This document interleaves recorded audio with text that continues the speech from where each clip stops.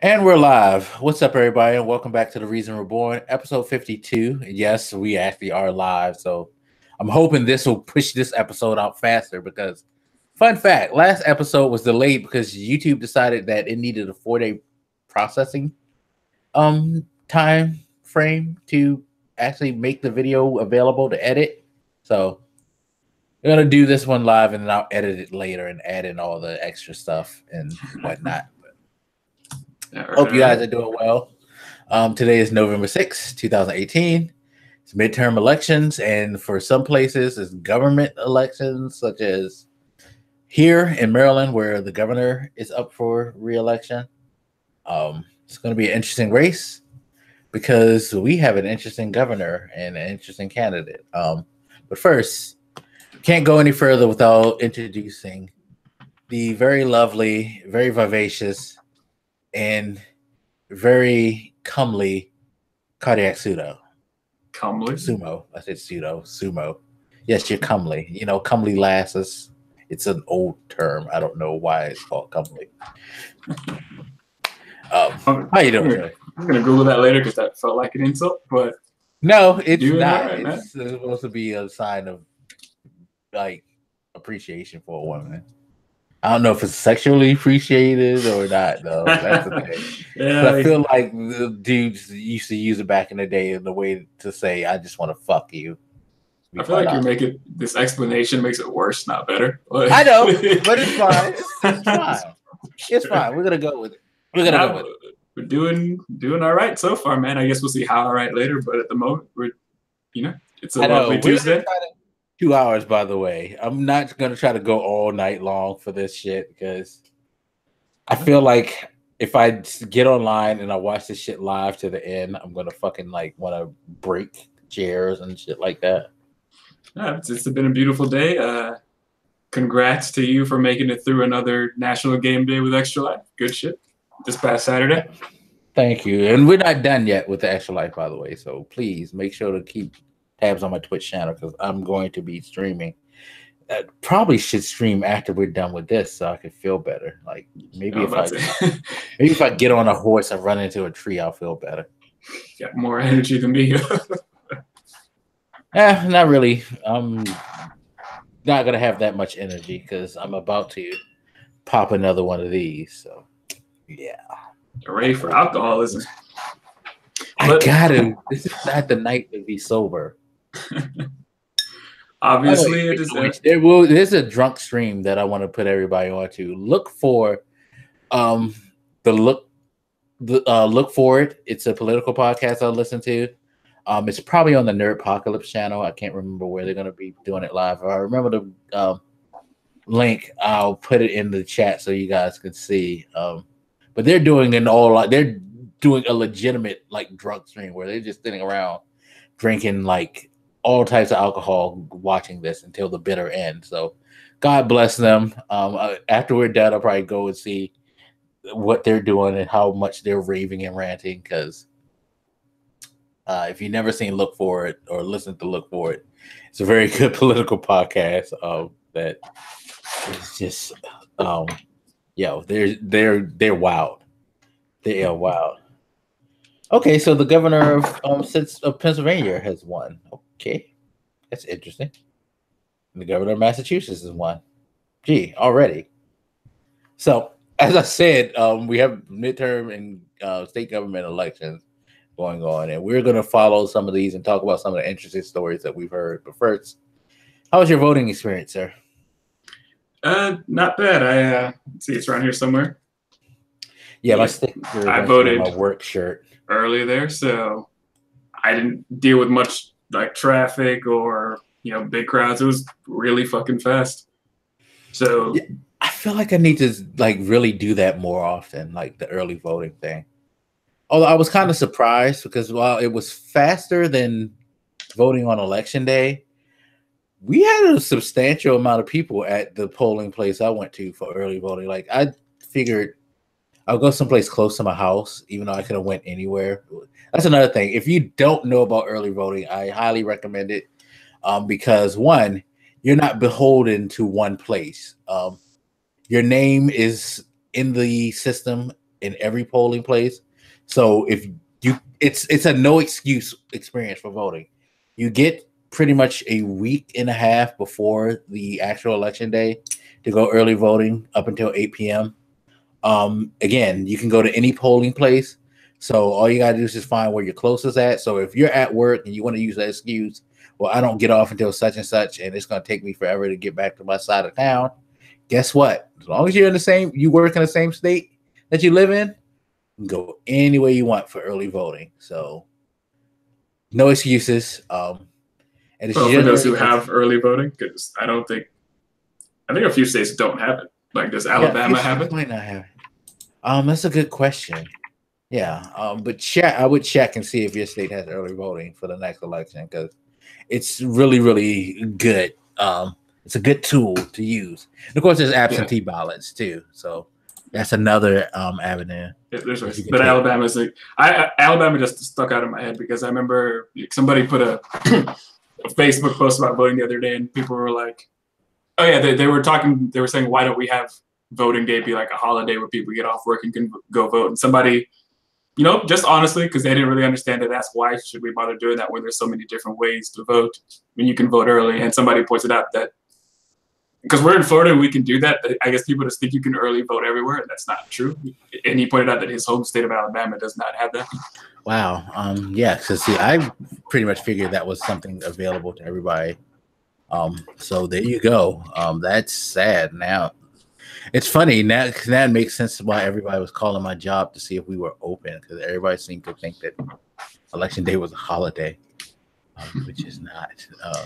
Yeah, I guess that is one of the weird things is that state by state we don't do these types of things the same. It's not standardized, which people complain about when it comes to voter security, for example. But I mean, yeah, to Black point though, there are multiple different ways in any state to do it, so you can find a way.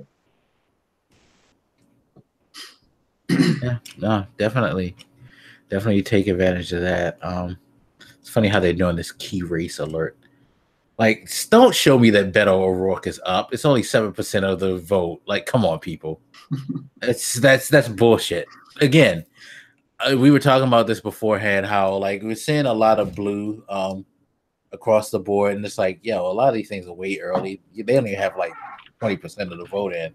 Like right now, 13% of the vote is in on the Beto O'Rourke, Ted Cruz race, and right now it's like 58.5% for O'Rourke and 40.9% for Ted Cruz. It's like, yeah, don't get hyped because once like the districts where things are skewed heavily in Cruz's favor start coming in, that numbers are going to change dramatically. So we're streaming at a point where it's like, yo, things right now don't get hyped. That's one of the things I stress like early. I'd say around for most races, especially if you're in other time zones, not on the East Coast like we are, wait until between 9 and 10 o'clock before you start to really pay the fuck attention to most of these races. Because, yeah, no. I do think that's an issue with the news, though, because even before today, like the last week or couple weeks or so, they've been really focusing on these early voter turnout numbers, you know, really trying to analyze like what's going to happen, predict like, I just stop. Like, let's just see what's going to happen. Stop like getting me all riled up and emotional about this shit. Like, yeah, because see, a lot of things people don't understand. It's like, whoa, it's tied. Florida, you're fucking up already. Now this race is something that we can make a case for because fucking DeSantis is now tied with Gillum, and 83% of the vote is in the state of Florida. What the fuck is wrong with Florida? You always fucking shit up. Why?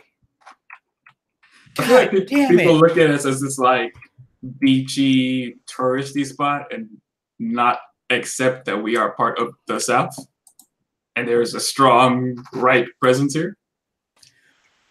I'm not saying we're a red state per se, like we're pretty evenly split, but my point is like we are in the South and there is a lot of that culture.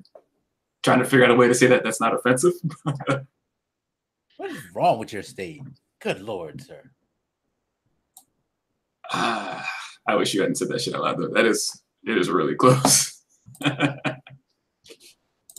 Yeah, I know. I shouldn't have said it because it's like, it should be obvious. This man's a buffoon. Ron DeSantis is probably the worst candidate on the table. And that's what we're talking about with the election where Ted Cruz is in it. That's saying something. He's an interesting guy, man.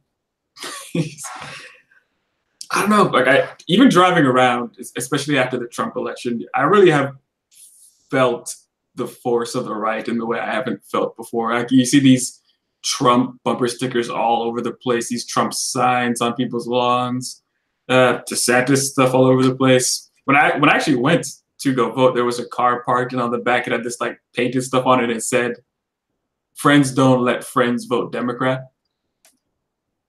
Like park at the voting place, and it's like, I mean, yeah, that presence is very noticeable around here. It's interesting because a lot of the Republican turnout is due to fear mongering, and that's the thing that I find fascinating. A lot of it is just like this weird fear that Democrats are going to take something from you, and it's usually stuff that, if there is something going to be taken, it's stuff that you shouldn't want to have. Like, I'm sorry that I want equality and, equal rights for people of all sexes and races and all of that. Like, I'm sorry I'm taking away your racism and your bigotry and your homophobia. Please forgive me. Like, seriously, it's weird. I mean, I don't know. There is a lot of that fear-mongering conspiracy theory thinking on the right nowadays. And it's about a lot of topics. I was, again, on Facebook, and I noticed somebody put up this meme about Gillum, and they took this quote. And let me see if I can find it, because it was actually just like the other day I was talking to this fucker about it, because I want to get it right. Yeah, and it puts out this quote, and it says, "At the time that a law enforcement official has to go to a weapon, to a gun, to a baton, to a taser, then they've already gone too far by their very presence." Now, and I'll even send you like that pic just so you can see it. That quote sounds crazy as fuck. It makes it sound like police shouldn't exist and they shouldn't have any weaponry or defense. And you see a lot of people when you go to comments on it talking about, like, he wants to pretty much make the police infantile, cripple them. So I went to where this quote was taken from, and I'm going to argue that it's actually a misquote on purpose. One is it's a bit misquoted. Shit, sorry, I forgot to actually send this to you like I said I was going to, because I'm a terrible person. So you can read it yourself. Maybe put a link. I'll put a link to it or something in the chat when the video goes up or something. Somebody remind me. I just sent that on Twitter if you can see it there. Handsome looking guy saying that nice, wonderful quote. So he said this on the Pod Save America podcast. And I went and I listened to the whole thing, and I'm like, wow, that was taken way the fuck out of context. Because what he was really getting at was he wanted to make a better relationship between the police and the community. And what he was saying was, essentially, if you have police acting aggressive, it makes the community distrustful, and it makes it easier for the police to do their job if the community is not afraid of them. At least that's the way I was interpreting it. Now, you can see that image, right? Yeah. So the last part of that quote where it says, then they've already gone too far by their very presence, that is the part I'm arguing is misquoted. Because if you go and listen to him, he didn't say it like that. He said, then they've already gone too far, period, by their very presence, by the trust that they instill in the community, they should be able to essentially deal with most problems without violence. Like, they're two different sentences. I remember actually pulled. So they just combined it just to make that's funny. Yeah, they just like cut the end. Yeah, they just combine like one sentence into another and just like cut the end off to make it sound like he was saying police shouldn't be there. And you can disagree with him on shit if you want, but I was vehement about this. I was like, he didn't fucking say that. I went there. I watched his whole interview thing. Listen, it was a podcast of his whole interview. It's not that long. It's like at the end of that particular episode. He didn't say that, period. I'm arguing that it was a misquote. It might not seem obvious because, again, it was spoken as opposed to written, but I wouldn't have found this quote. It was circulating around a bunch of right-wing media sources like Fox. I don't remember if I saw it on Breitbart or not, but, essentially these sort of right-wing sites is where I started to see it really pop up. Because I was like, if he really said that, I feel like I should have seen that on like CNN or this or that. So I wanted to see where it was circulating, why it was being said. I'm like, yeah, this is bullshit. And lo and behold, you have a bunch of people really angry thinking that he essentially hates cops, which is stupid because, as I recall, in Tallahassee, he put more money into his police department. So, yeah.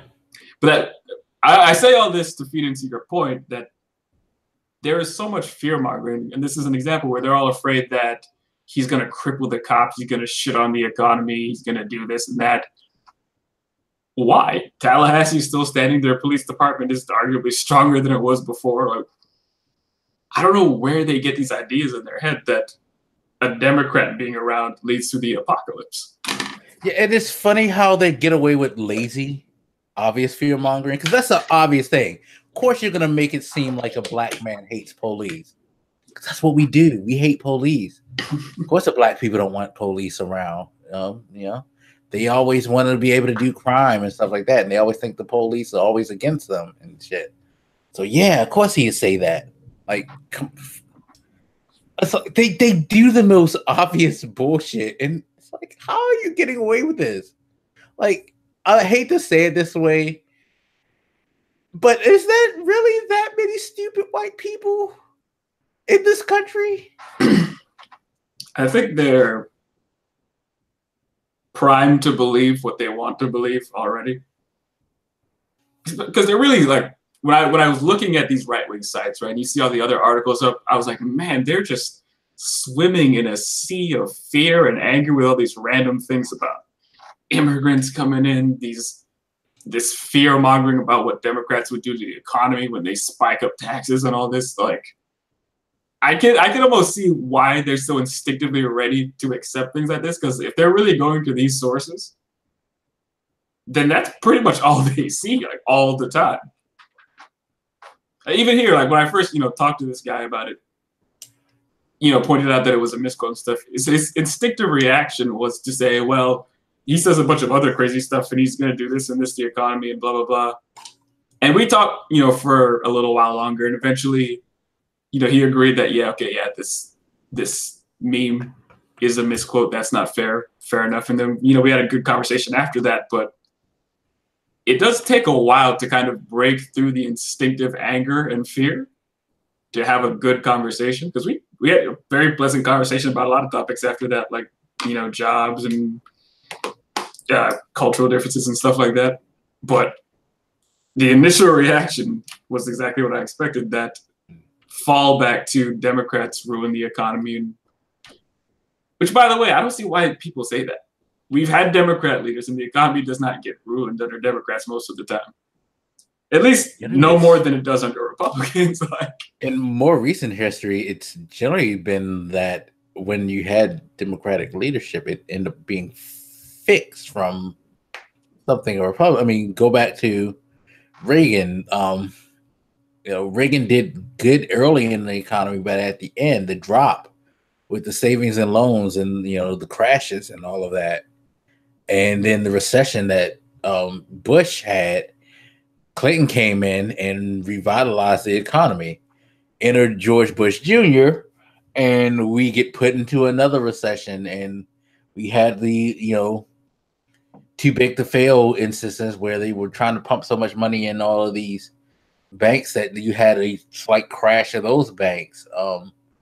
In comes Obama, and it things start to go the uptick in his second term that Trump seems to be taking credit for. And it's like, now you got all this like money being spent, and people are forecasting possibly another recession now because of the money that the government is spending on different things, and the tax cuts might like cause another problem. And it's like, yo, I don't know why everybody feel like the Democrats are going to break society financially. It's like, no, they've done a fairly good job of kind of saving things. Like, even if you don't want to necessarily, I mean, one doesn't have to go as far as saying that Republicans are walking economic disasters and Democrats are economic geniuses and saviors.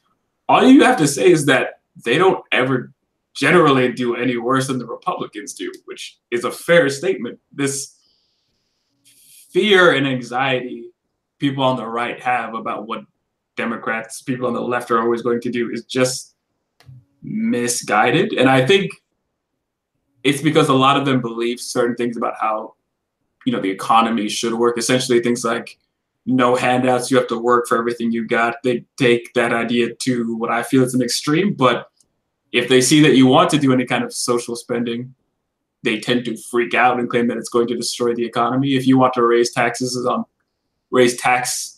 businesses, they say that's going to destroy small businesses, which in some cases you can have an argument about, how to apply taxes to small businesses in particular. That's fine.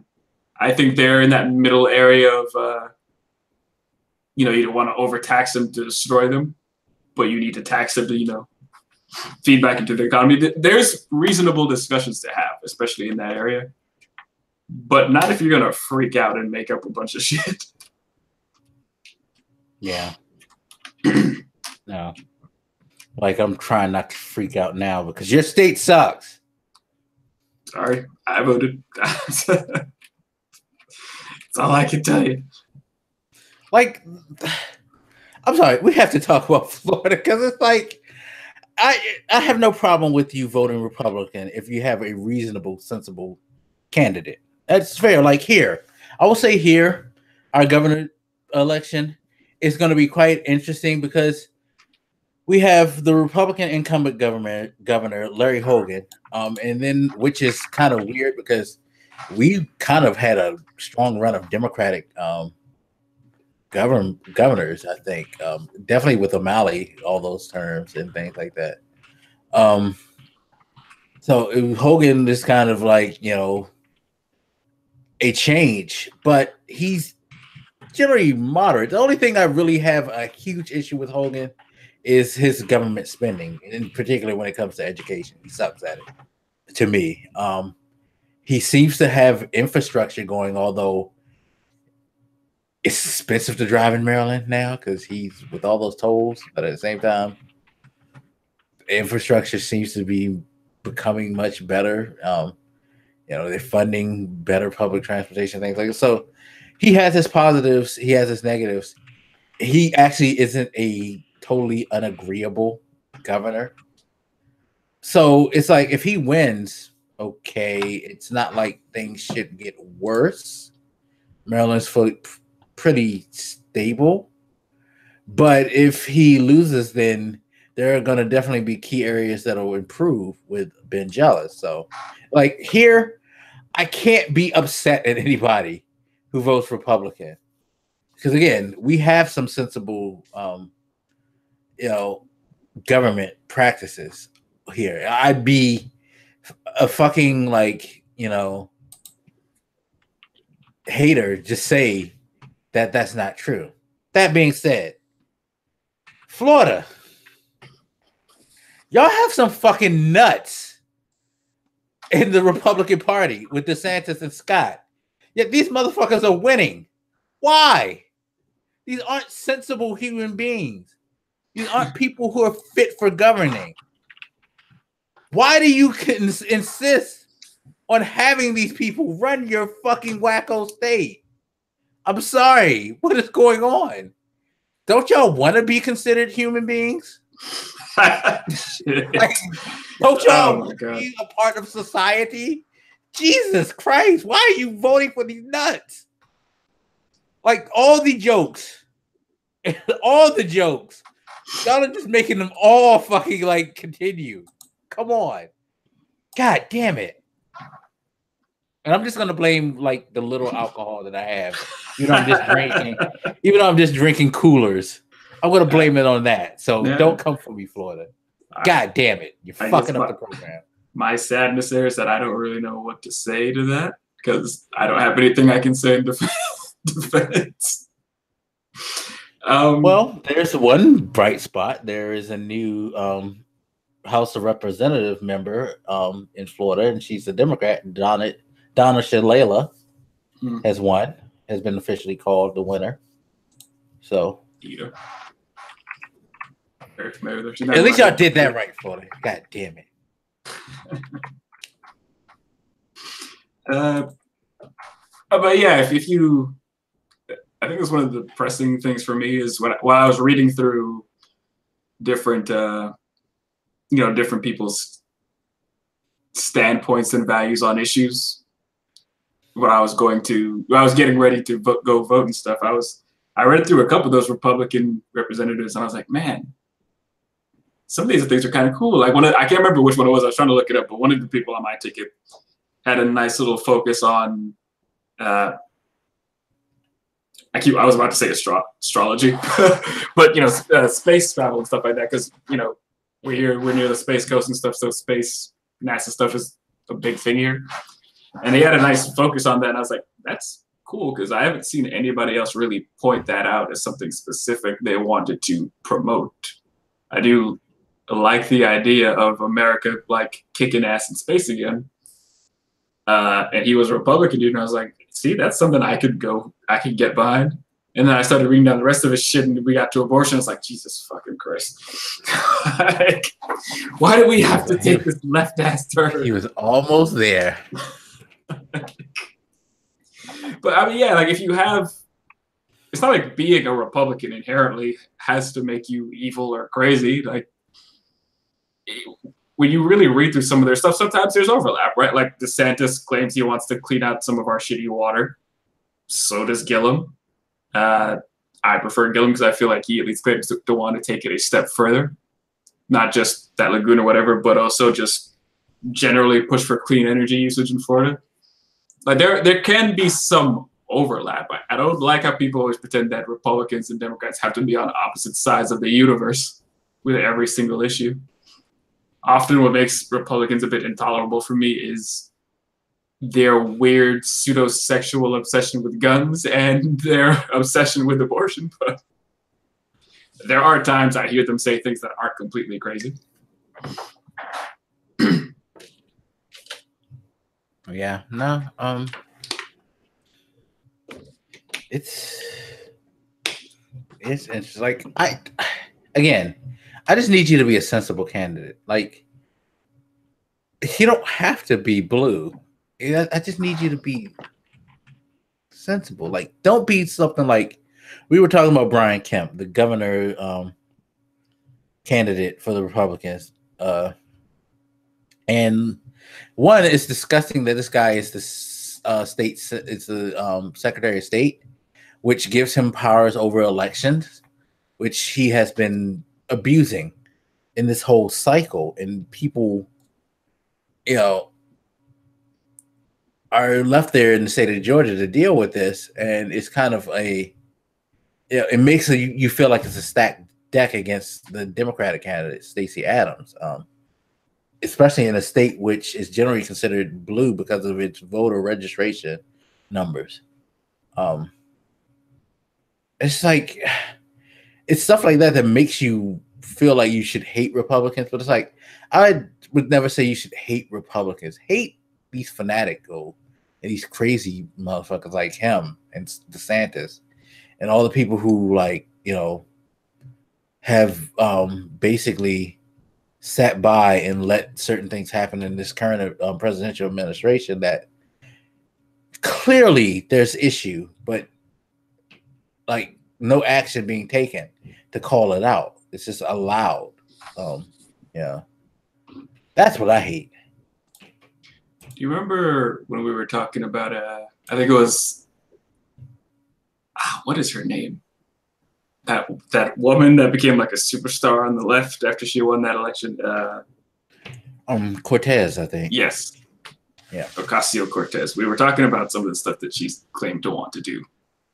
And I remember we were criticizing some of that, and I was like, this feels like a good spot for like a Republican to be next to her and like come with some more realistic economic expectations, like a sensible kind of right-leaning person there to help balance this out a little bit.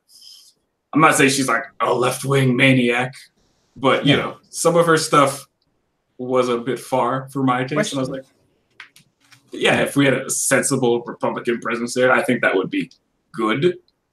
Like, there is room for that kind of stuff in politics. The issue just becomes that right now, so many of them are cartoon characters that you can't have sensible conversations. Like, I'm sure I remember reading down one of these dudes in my ballot.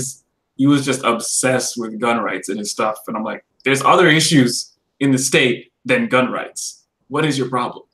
We have shitty water, not Flint shitty water, just, you know, the red tide with all the dead fish and stuff. But, you know, a lot of people are concerned about red tide and the water and stuff, and all you can talk about on your shit is guns. What is your problem? Yeah, no. It's like fucking goddamn Florida. Just if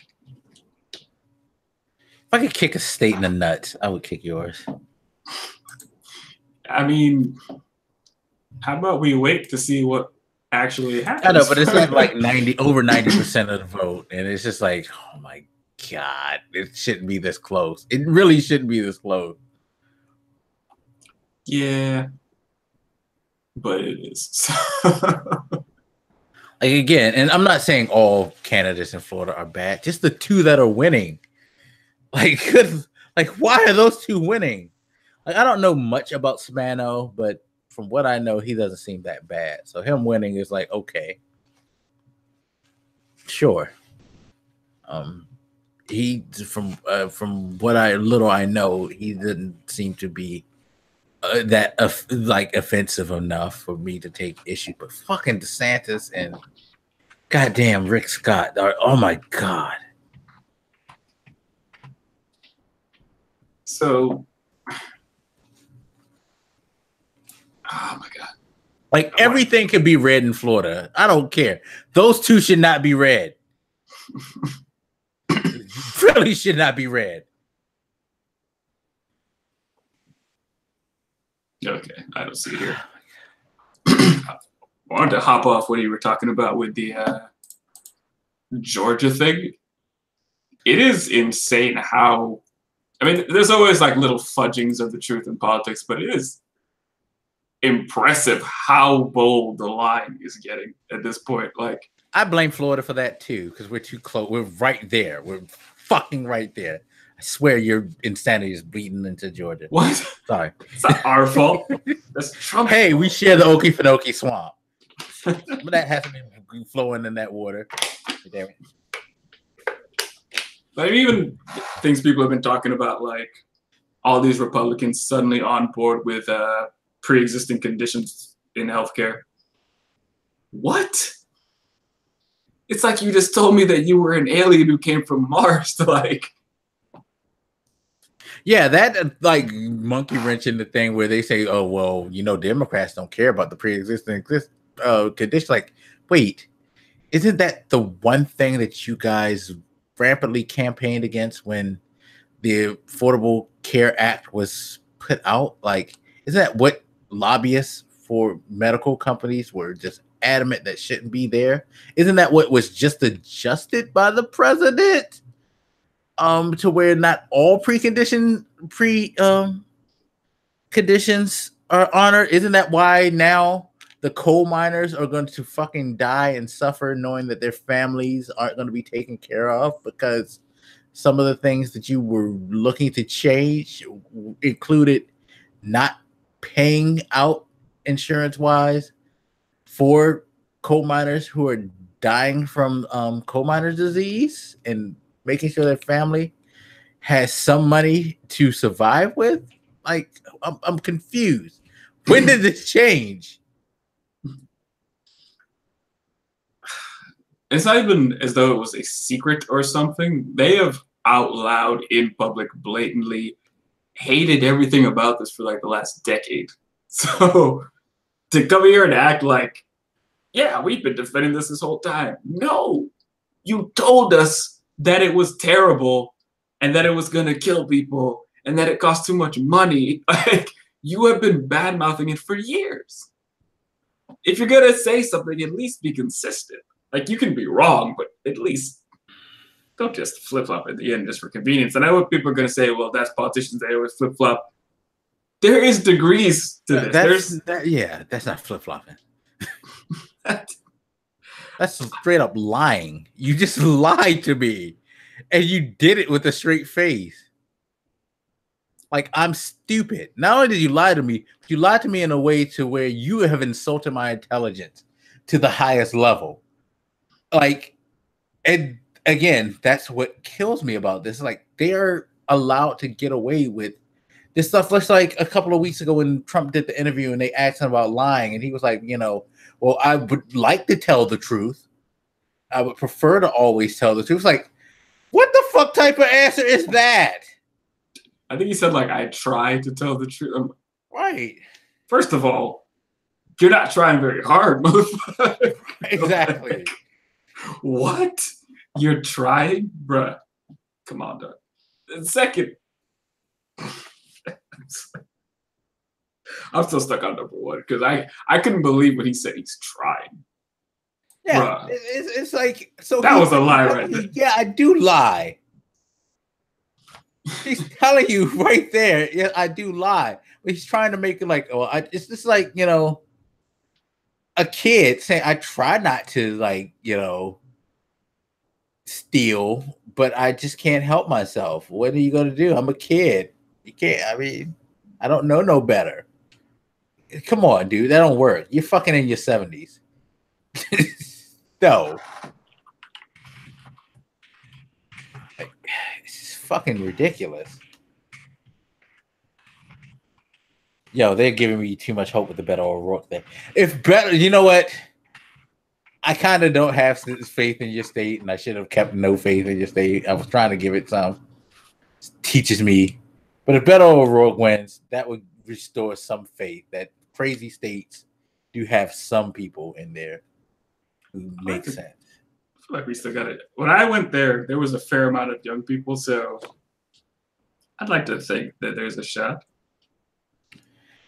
It's looking iffy because we're at 92% in both of those counts. No, man, I think we can. And I went during the early voting. I need to keep faith. That's my biggest problem in life. I need to keep faith in things like that. The right thing will happen. People can do the right thing. So I'm gonna try not to be like so down, even though Florida has done nothing in the last 20 years politically to make me have faith in them. I'm sorry. Okay.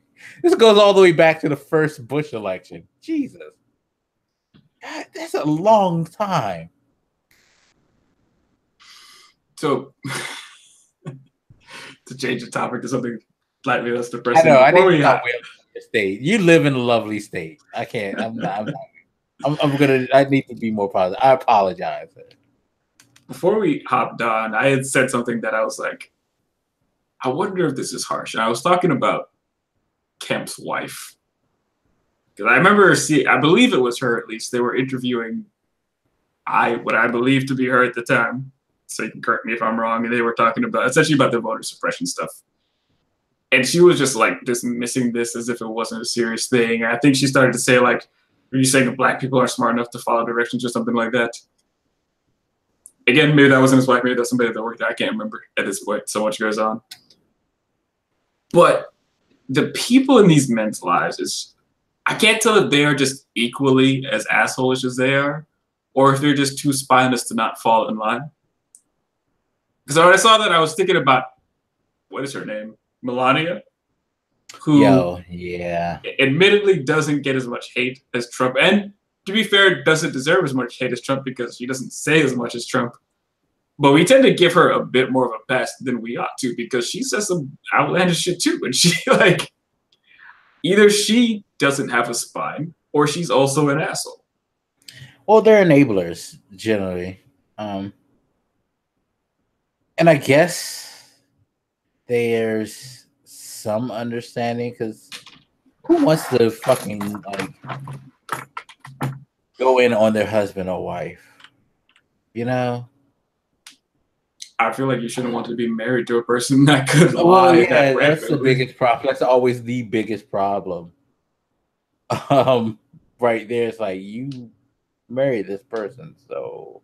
And to be fair, to the extent that they are financially dependent on their position, and maybe they want to help protect that income for themselves and their kids, whatever. But I don't know, at some point, decency and valuing the truth has to step in. At some point, you have to look at this person that you go to sleep with at night and say, what the hell am I married to? What am I in a relationship with? What is this person?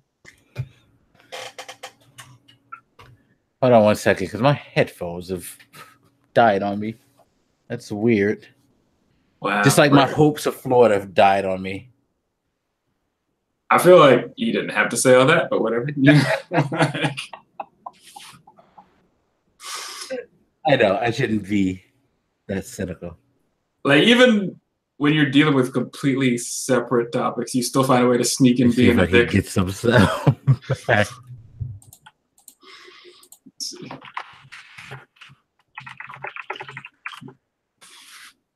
Good.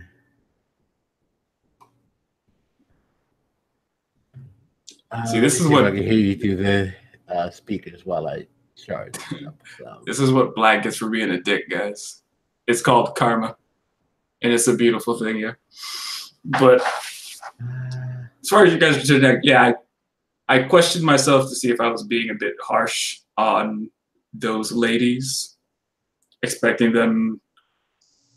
I guess in my ideal world, they would take a stand against these people that they're with and not just fall in line. But to be fair, maybe it's not because they're spineless, like I said. Maybe it's just that they actually agree and are just as morally bankrupt as their counterparts.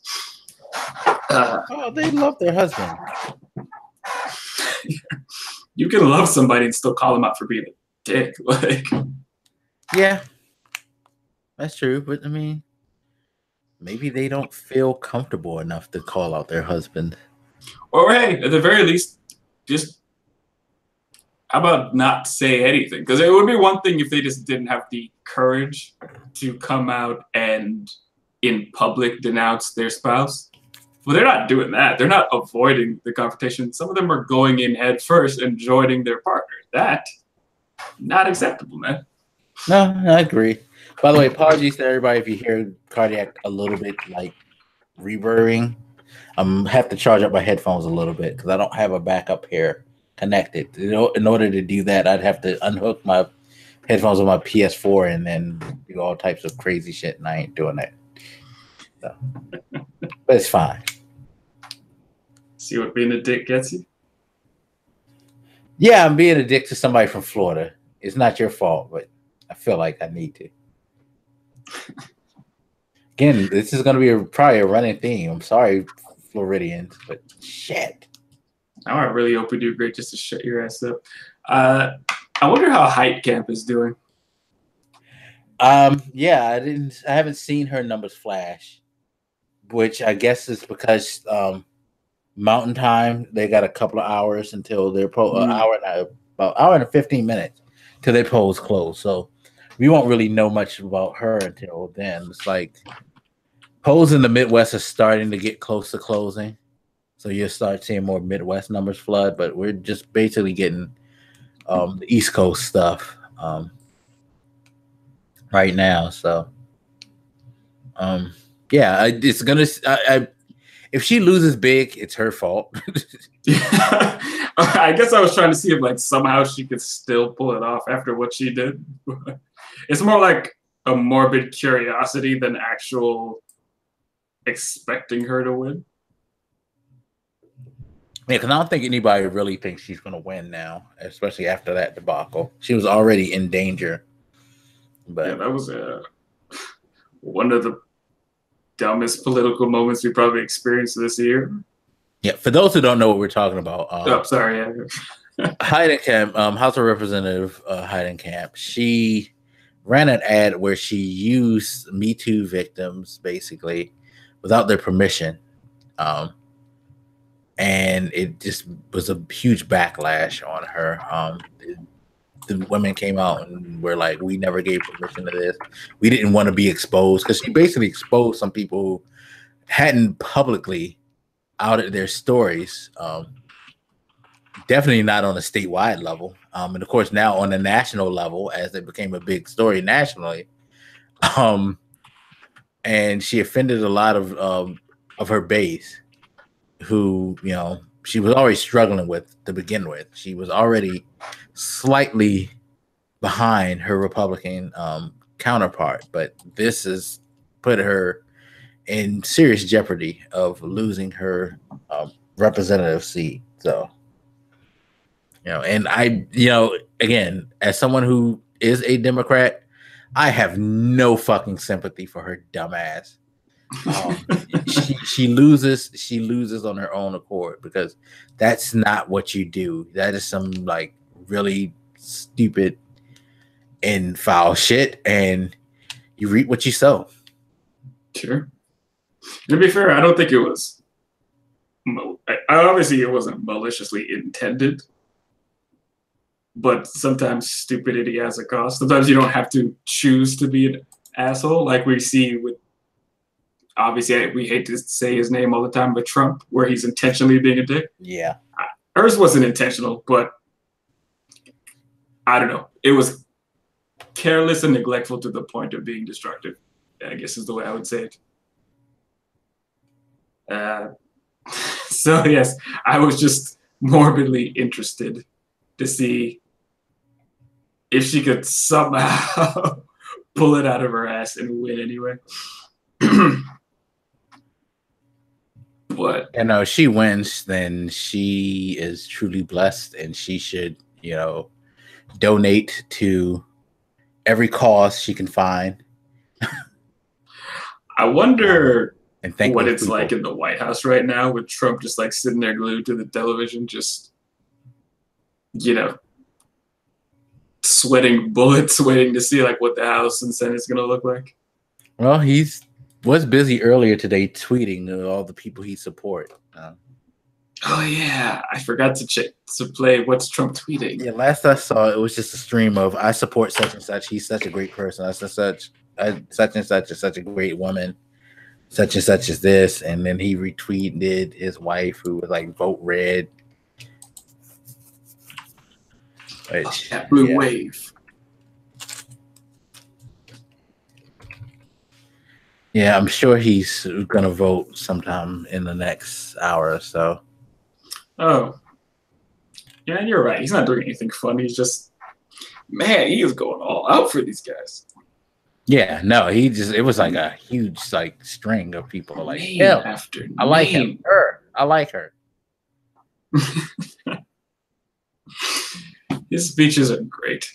I guess that's another thing we could touch on too, is just, or they're trying to encourage people now to not leave lines in Georgia or Florida.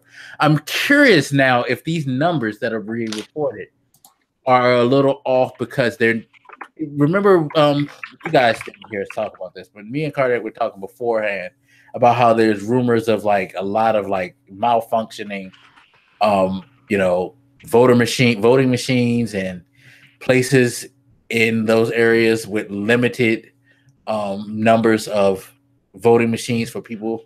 Like someone told me earlier that they heard that there was places with only 3 operating machines in the building, and there were a couple of polls where there were no operating machines, and that discouraged people from staying in line until they get fixed or replaced. So a lot of people just decided not to vote because of it. Those states have got some wild shit going on. So yeah, if you are in line, like, I wish people could hear me right now. If you are in line, I agree with what people are tweeting now. Stay in fucking line. They can't kick you out of line. They got to let you vote. If you're there already before the polls close, they can't do shit. They have to let you vote. It's your right, and it's against the law to kick you out because they're closed. They have to stay there as long as they possibly have to, until everybody in that line gets their vote registered. So But it's a shame that it's like that. What the fuck? I mean, wait in line if you can, right? Because I'm sure some of these people aren't just leaving because they're tired and discouraged. Some of them probably just have to leave. Like maybe they got kids that they expected to be able to pick up, or had to get back to their job, or needed to go have sex with the flag. I know, and that's understandable. But at the same time, it's kind of sad too. No, it's like, still bad. Yeah, I'm just. It just feels like it's like set up to do that. And again, we talked about this too, about how the conspiracy theorists are being quote unquote proven right by a lot of this like dumb shit that's going on. You know, those people who like to say this is why voting don't count and all that dumb shit. It's like, yeah, it does count, but you can't like even I can't just like how do you explain that away, the shit that's going on? You know, it's like, fuck. Something good happened in there? No, nothing's good happening on TV. I was just saying fuck to the whole like situation with people in line, the machines and all that. I mean, I could say fuck to what they are talking about on screen, but I've said that enough. Oh yeah, that is very depressing, this sort of anti-American habit a lot of people are developing. This, because I mean, really, we talk about how sacred voting is all the time in this country, how people died for the vote, and you have politicians, Republicans largely, who really suppress that through gerrymandering. I don't know if I said it in that tweet I sent to you, but this Kemp dude you guys got, you people in Georgia got, I mean, it's almost impressive the ways he's been able to fuck with this type of stuff. Just the myriad of different techniques and strategies. I was just like, yo, if you put this much effort into like actually helping people, your state will probably be the greatest state in America. Like, yeah. Like fuck New York, fuck California. We'd be talking about Georgia with like that level of effort, man. Yeah, the dedication to evil is just unsurpassed right now for him. And he's a fucking. It's sad. He shouldn't be allowed to have any say if he's going to run for a position. I really feel like that should be a law. Like, you should not be the current head of elections. You should actually have to relieve your job if you're running for an office in which your position can influence. Hopefully, it's like it's disgusting to me that he still has say over that shit. I mean, hopefully, it can become. That feels like one of those. Yo, Handcap's getting her ass kicked, even though it's early. We know it's only 1%, but she's getting her ass kicked. It feels like the. Yeah, it feels like that's more of an oversight than a choice. The fact that that isn't a law, because like, it's probably just one of those things nobody thinks about until it actually happens, and it's like, wait, there's no law for this. I guess nobody's ever tried it before. Like, we just didn't think about it. It's not even that it's not even like an honor system thing. Like, just, again, it goes back to how creative I find these people. It's like, yeah, they just find ways to really fuck with things that people haven't thought of, and the laws have to catch up. But you also have these people who are part of the lawmaking process now, so that makes it even harder. Yeah.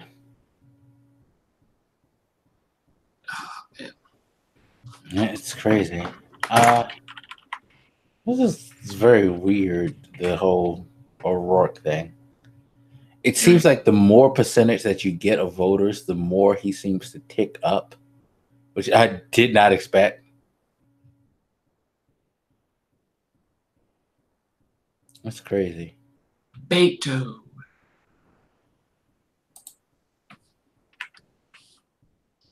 I feel like I don't. Should have taken a work off tomorrow just to like not deal with whatever the results of this stuff is going to be. Yeah, I mean,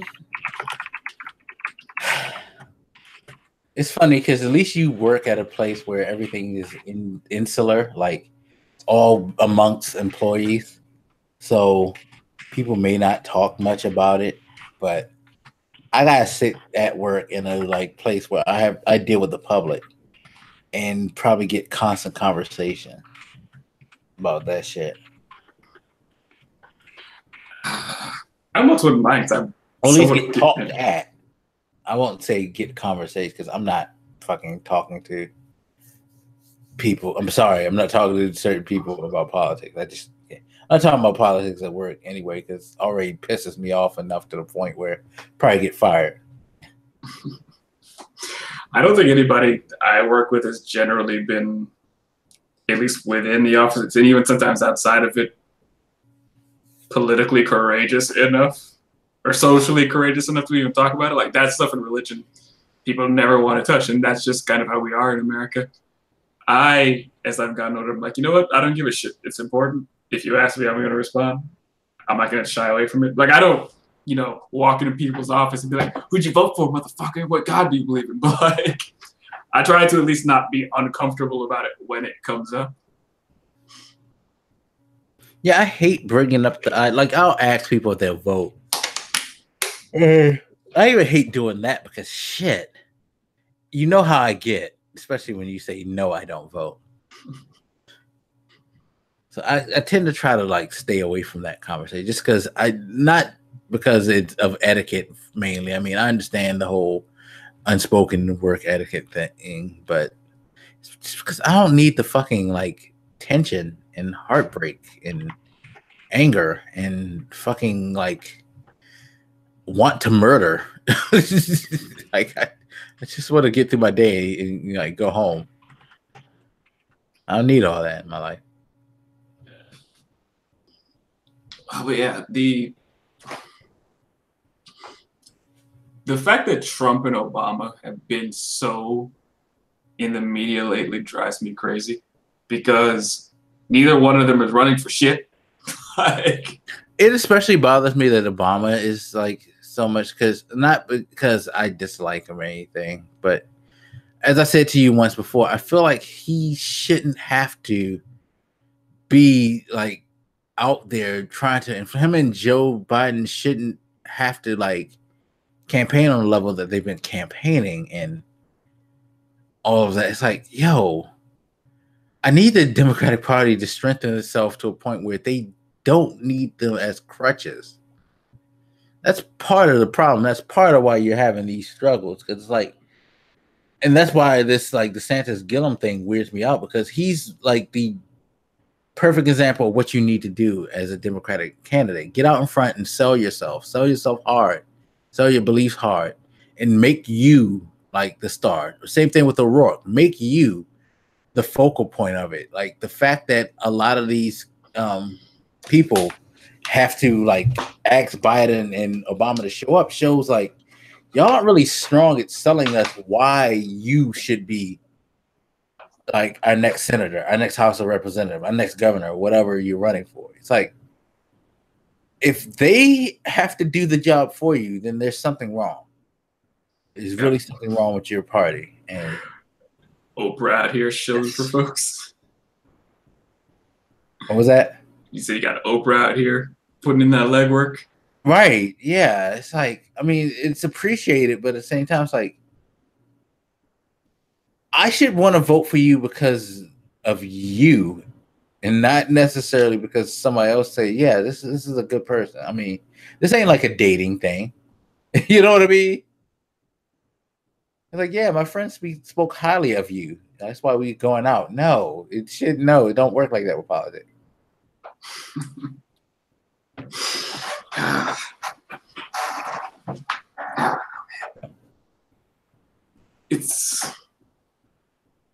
I mean, a lot of these don't feel like the war of ideas that they ought to be. When I'm looking at these candidates, I don't feel like I'm thinking about what his idea is for education, what her idea is for cleaning up the environment and so on. It's a contest of personality a lot of the time, especially now because Trump insists on making himself the topic of discussion, and where you stand on him is kind of a determining factor for you, for a lot of people. So yeah, it makes it really hard to focus because ideally the Democrat, Republican, Independent, stupid ass, whatever labels they are ought not matter. It should just be what is your plan to make things better, and let's talk about why that's awesome or stupid in comparison to that other person's plan. Yeah. Even with Gillum and DeSantis, it wasn't about that in a lot of their interactions. Like, I don't remember. Yeah, it was a lot of like personal back and forth. Yeah. So we were talking about, you know, somebody who said they weren't going to vote before the podcast started. And I look at that, I'm like, yeah, I mean, you should step up and look into what these people are standing for yourself. But they should also tell you what they're standing for. Like, you shouldn't be able to listen to them talk so often and not have any idea what the hell they want to do, which I would argue with a lot of these people, you can say that. You have no idea what they want to do because they're talking mostly about either standing against Trump or giving him a blowjob. I could listen to it. Such in the forefront, like no matter what. Yeah. Oh, they got a countdown to poll closings. Y'all are crazy. Really making it. Even the other day, I saw CNN put up like this very dramatic with that action movie voice dude trying to talk about, oh, we're gonna be live, watching everything. Like, oh my god, what you call it? This makes you feel really gross because it's like, stop selling me on watching this shit. Like, I know you get money from this, but come on, dog. That's just gross, especially in an era where Trump is constantly calling you guys corrupt. Maybe you shouldn't do that. Aw, poor Heidi Heidenkamp. By the way, your name, I mean, her name is just horrible. What did her parents do to her? Like, she sounds like a Disney character. And not a new Disney character, like 50s. You know what I mean? Like, I feel like you should be like listening to like Dick Van Dyke sing Chim Chimney Cheree in the original Mary Poppins or something. That song is fire. Yeah. Chim chimney, chim chimney, chim chim chiroo. I does what I likes and I likes what I do. Are you the little girl from Flubber? Like, what? Oh shit, Flubber. Sorry. And that's not the name of the original movie. I forget what it was, but everybody knows what I'm talking about when I say that. Oh my god. Nostalgia all over. More like a Sound of Music name, now that I think of it. She should have been in there. I'm sorry. You almost made me go watch that movie. Anyway. My bad. Didn't mean to spark the Disney. I mean, hey. Side note, Disney streaming service. Are you getting it? They have one? Huh? What? You know, that's the Marvel. Everybody been calling it the Marvel streaming service, but it's going to be a whole Disney thing. What's on it? Pretty much all the Marvel shit. All the Marvel movies are going to be there. All the Star Wars movies are going to be there. Of course, all the Disney movies are going to be there. And they have an original programming. Like, the latest rumors is someone came up with the rumor, like, they saw something saying that they're going to make a Scarlet Witch show, to which some people are speculating it's not going to be a Scarlet Witch show. It's going to be Scarlet Witch and Quicksilver having their own show. There's talk of Falcon and is it Falcon and War Machine getting something? Or at least Falcon and somebody else getting a show. And doing things like different like serials like that, like not necessarily long-standing running shows, but kind of like one-off like mini-series where they go through like a certain thing with them. Like there's talk of them doing a lot of stuff like that. And tying it to their other TV shows that exist. Things like that. Like Agents of S.H.I.E.L.D. And then having them also tie into the movies as well. Like that's a way to further along the like whole universe continuum when there's not a movie. And of course some original regular Disney programming and things like that and other shows too are on the slate. So, and then the biggest rumor is that they're speculating that Disney's base price for all of this is going to be $5 a month. Which, if that shit is true, like, why the fuck wouldn't you? I feel like I need to see some like commercials for this stuff because like I do vaguely remember seeing like the Scarlet Witch thing and like a Loki thing, and I'm like, I'm just not interested. Yeah, like seriously, who just wants to see a Scarlet Witch show? Like, I'm sorry, Scarlet Witch is not that compelling. No offense to Scarlet Witch fans. I know, some people like that House of M story or whatever, but this does make me think, now that they got all the properties, like, yo, they don't have to make movies out of all those. Like, if you want to do an R-rated Deadpool thing, make an R-rated Deadpool series. That actually would be the perfect format for it. Like, that would quickly hop up to like the #1 thing on TV. And then, of course, they've been saying like they're gonna have a lot of people from the movies intermingling things, especially the animated stuff. Like, I've heard about the animated serials that they're gonna do, which they said that they're gonna actually have the people from the movies voice them. So it's like, I think like what's his name? Thor is slated for one, and like it's not just the lesser people. It's like some of the main characters plus some of the lesser people are slated to do it.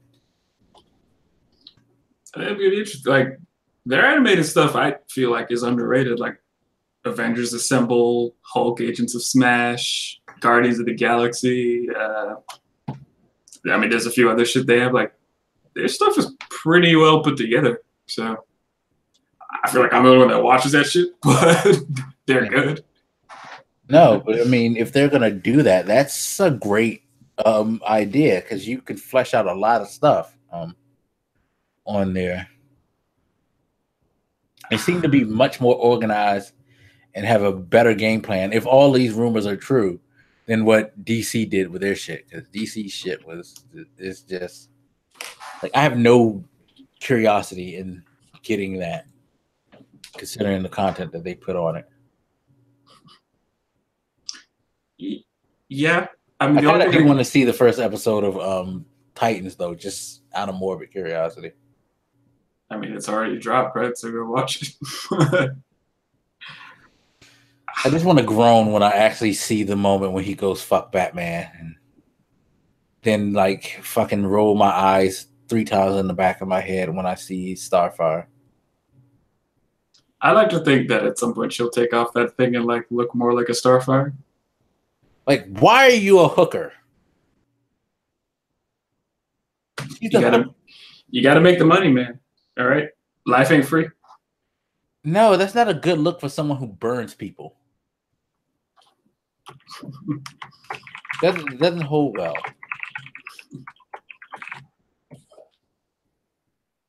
I don't know. I hate to say it, but I felt like it was mildly racist when I saw it. I was like, it kind of is.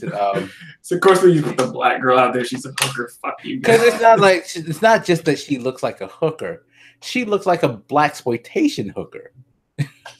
Like, seriously, I feel like I'm watching Dolomite when I see her. Oh my god! But yeah, maybe Disney will impress me with their thing. DC's, I'm not interested at all. I'm like, I want to see Young Justice, and I don't give a fuck about anything else. Yeah, I know. So that sucks. I don't know if I give a shit about this Falcon thing they're doing. I don't know. We'll see. We'll see how it goes. I would like that, because they could turn him into Captain America. I mean, if they did it, I liked that story when he was Captain America. I thought it was, in some cases, it was a little bit much, but generally speaking, it was pretty good. Yeah, they can make that run, especially if it's a TV show. God damn. Because they could also throw in a controversial shit like, yo, especially in these times of day, you can do the whole, why don't y'all like Black Captain America? What's wrong with y'all? You know that crowd is going to be like, fucking PC maniacs, they've taken everything.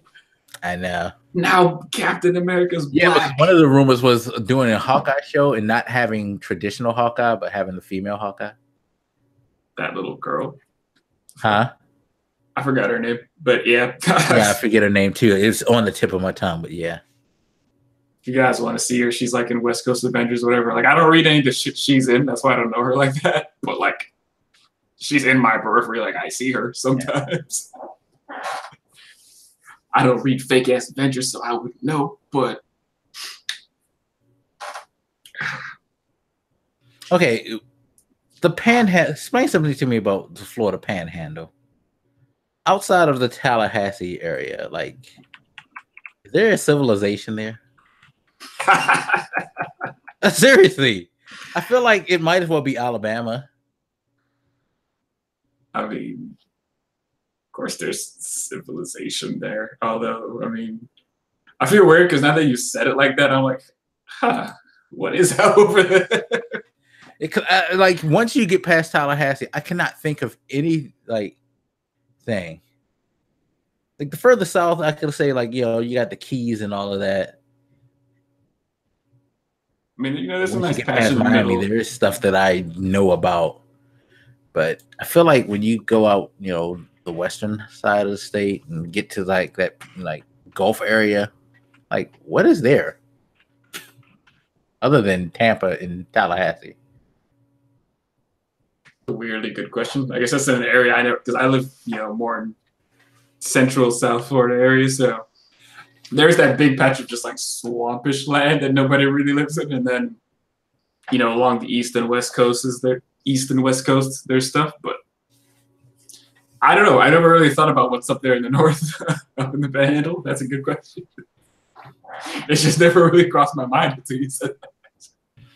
Yeah, I'm sure there's fuck you. There's civilization. I'm sure there's wonderful. Hey, that's I'm looking at the numbers to the like counties. It's like, yo, people actually live there. All right, maybe the numbers are skewed because nobody votes there. I don't know.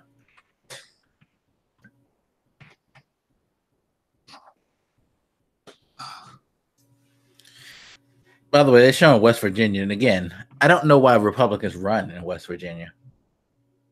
Like, they already got a Republican in Joe Manchin. Like, just let him continue his farce. Seriously, let him continue his farce of being a Democrat. Like, why embarrass yourself in trying to take that seat? Or is this just like the plot to make it seem like, yeah, we actually do care?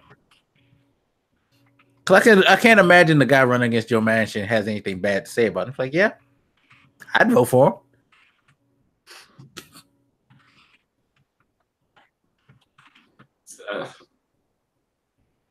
him.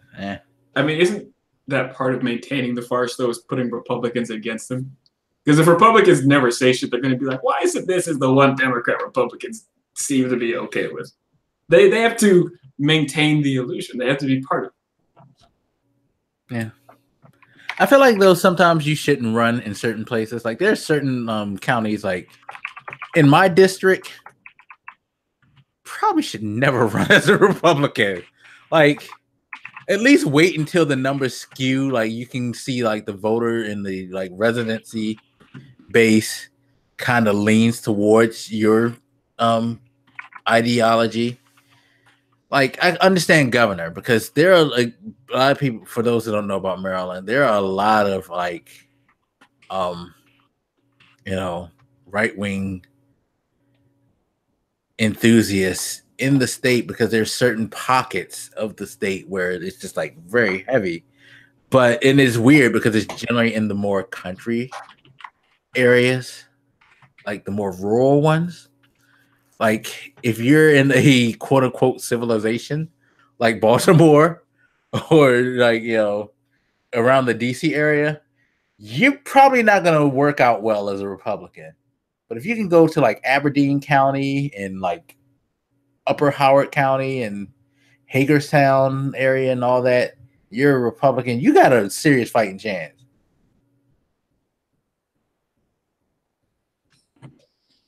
Yeah. So okay, so before I say what I was about to say, how is it looking? Is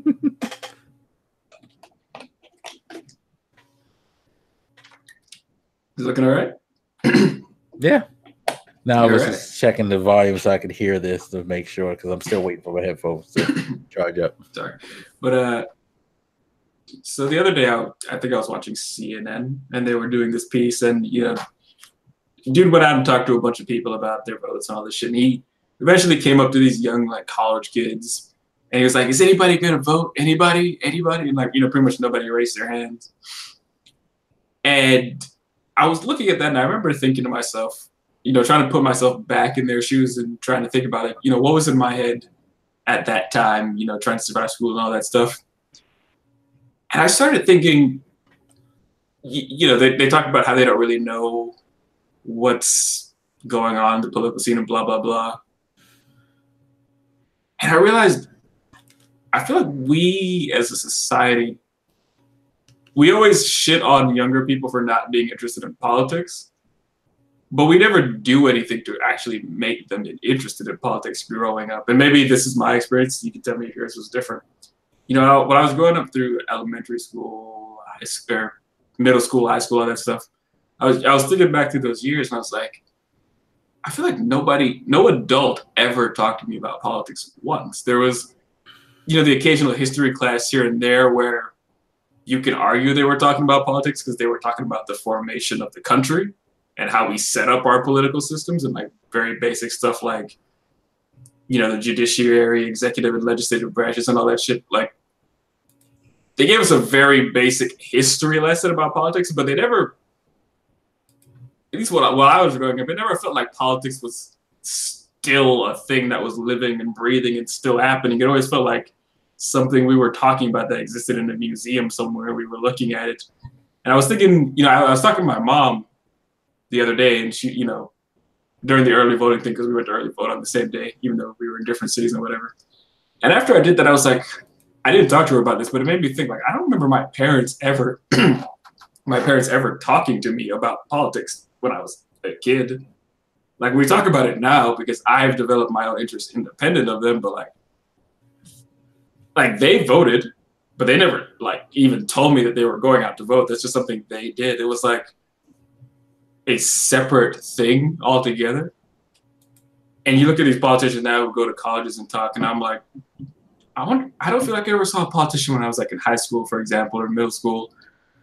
And I feel like we could do better there because I feel like we ignore kids as far as politics goes. And I think that's because they can't vote. So fuck them, right? Like, they're not worth talking to. So because we can't get any votes out of them. So we ignore them until the moment they hit 18. And then we're like, why the fuck don't you vote?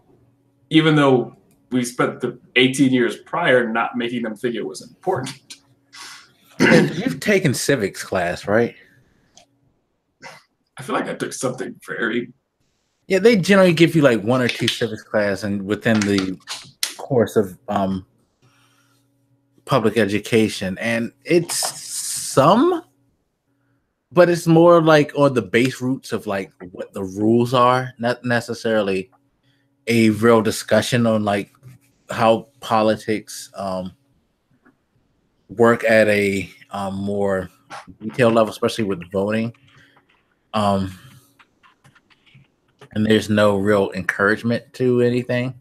It's more of a neutrally taught class where you're just learning a subject and you're learning these ideas, and it's not really opinion based.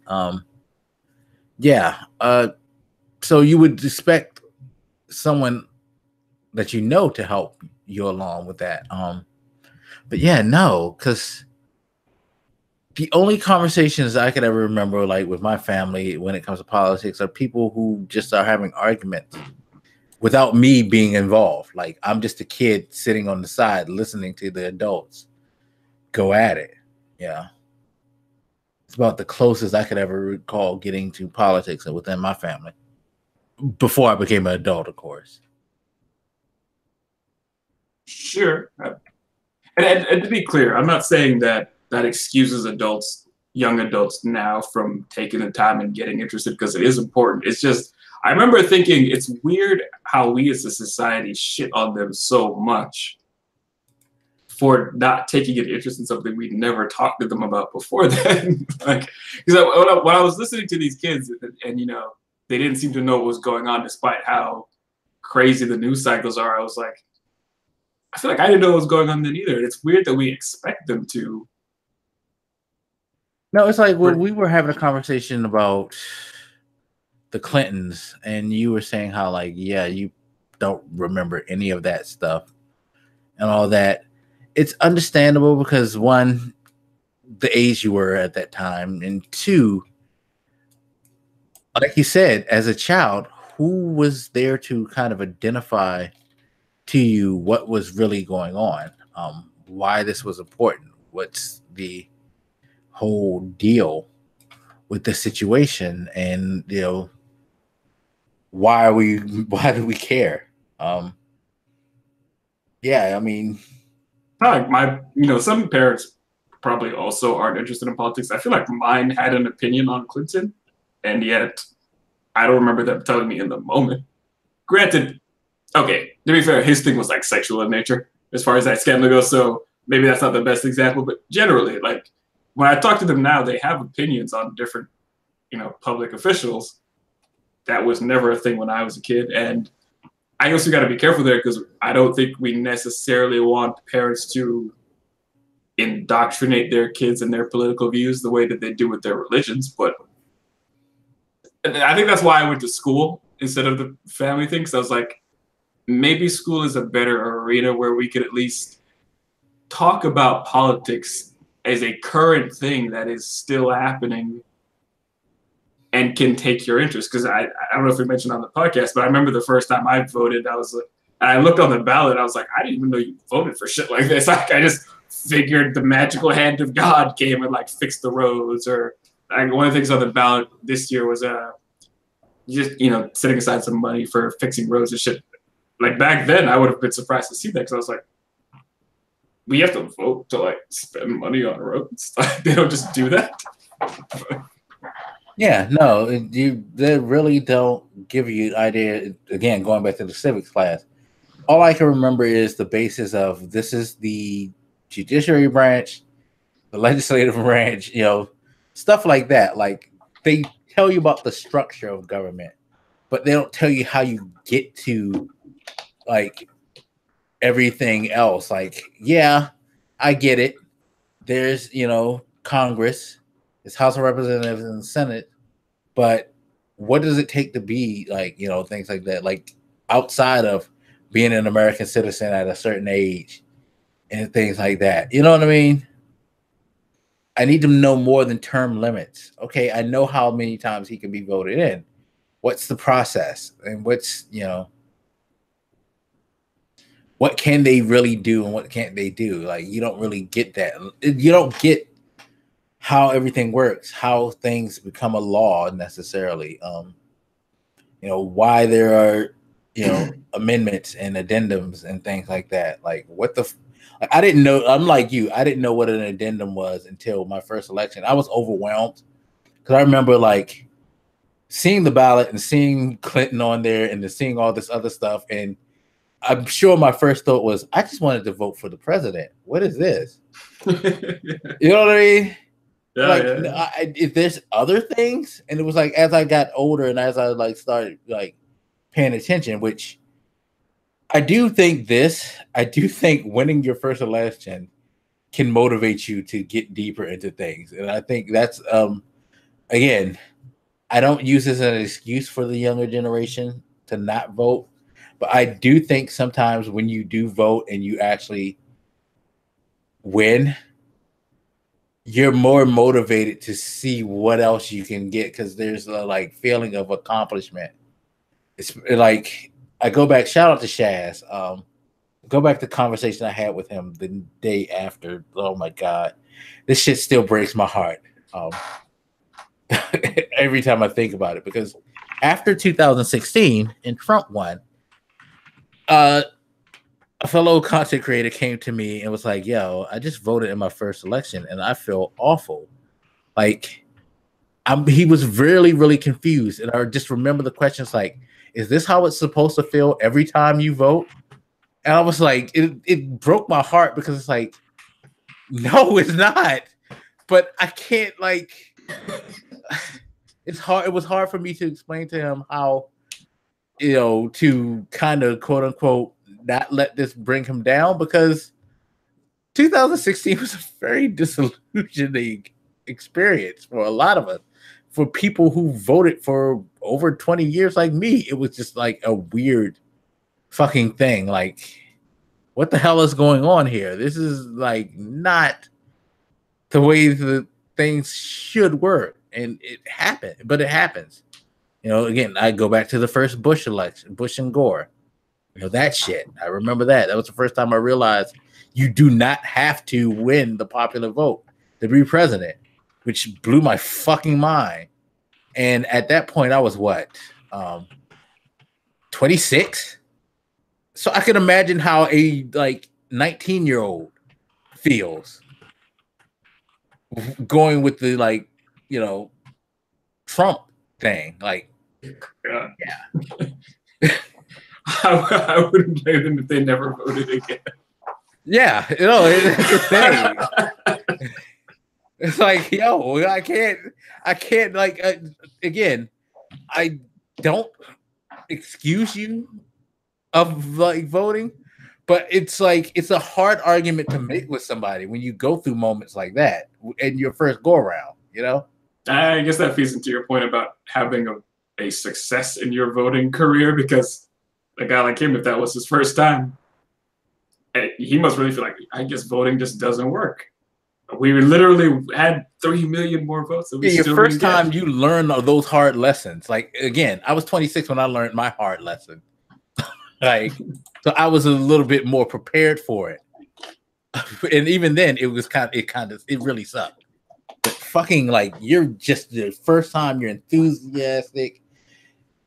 Especially since he's old enough to remember everything about Obama and the hype that went with that. And it's like, yo, people are like so excited about this voting thing. Like, yeah, I'm ready. I want to do this. And it's like, what? Like, what? Ah.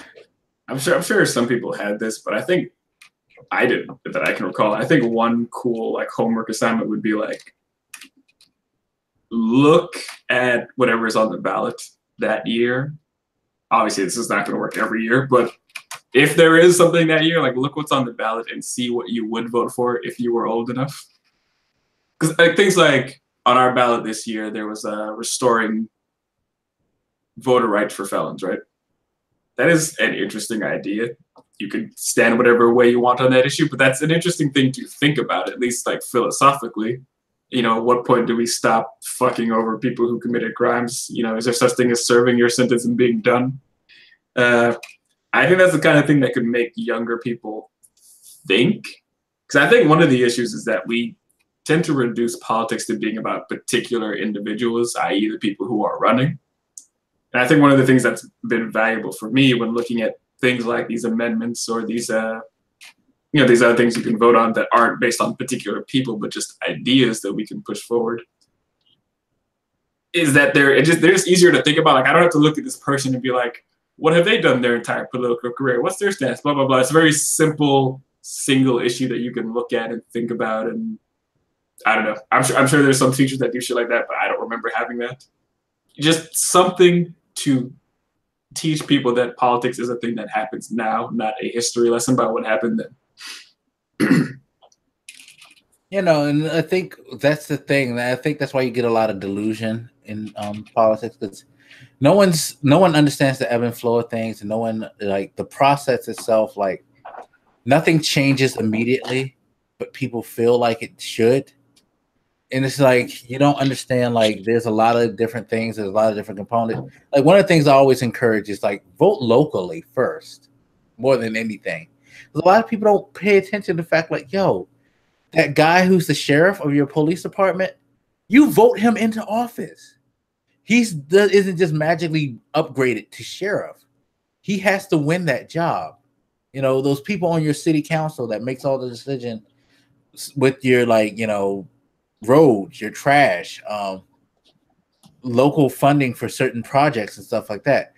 You vote for that stuff. Like, nothing gets done, nothing's built, nothing's fixed without elected officials, and you can vote those people in. But I think one of the problems with our political education is that, at least growing up, going back to the civics thing and stuff like that, it's all about the major components.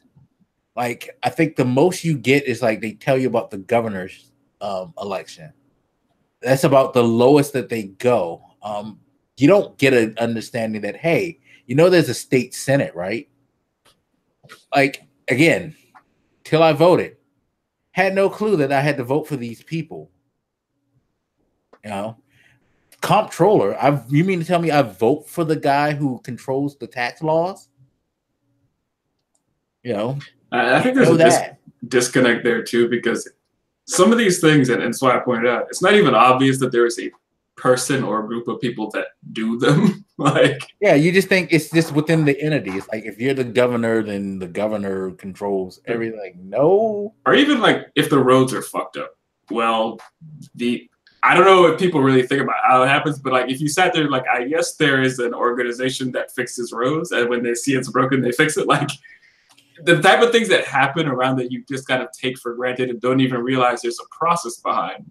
Yeah, you don't understand that what the bureaucracy really is. Like, you've heard the term, but you don't understand how it's structured. You don't understand, again, the Georgia thing. There's like whole thing like, wait, this guy's Secretary of State, so he controls elections.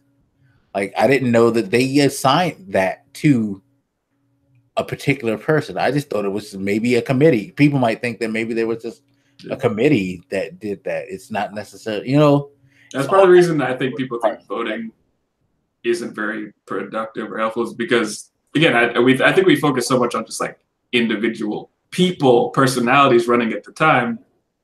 It's very easy to not either have learned or remember that everything around you is sort of in one way or another, the result of a vote or two.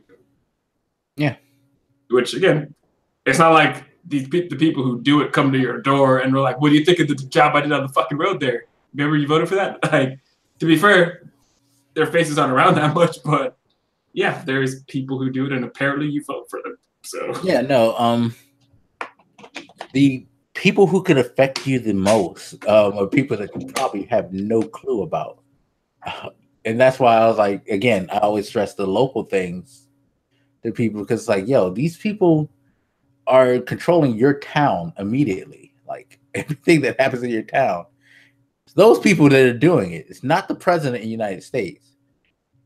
But we so focus on the president. Or like now, like we all talk about the midterms, and the biggest focus is all on the House and the Senate. But again, here in Maryland, we have the governor. We've had several sheriffs in my county. Like my particular sheriff was up for elections. Like, yeah, oh shit. I mean, the guy who can lock me the fuck up is going, like, if he feels the need to, for whatever reason, is running for office. I better make sure this ain't no corrupt motherfucker. Yeah. But people just don't really think about that.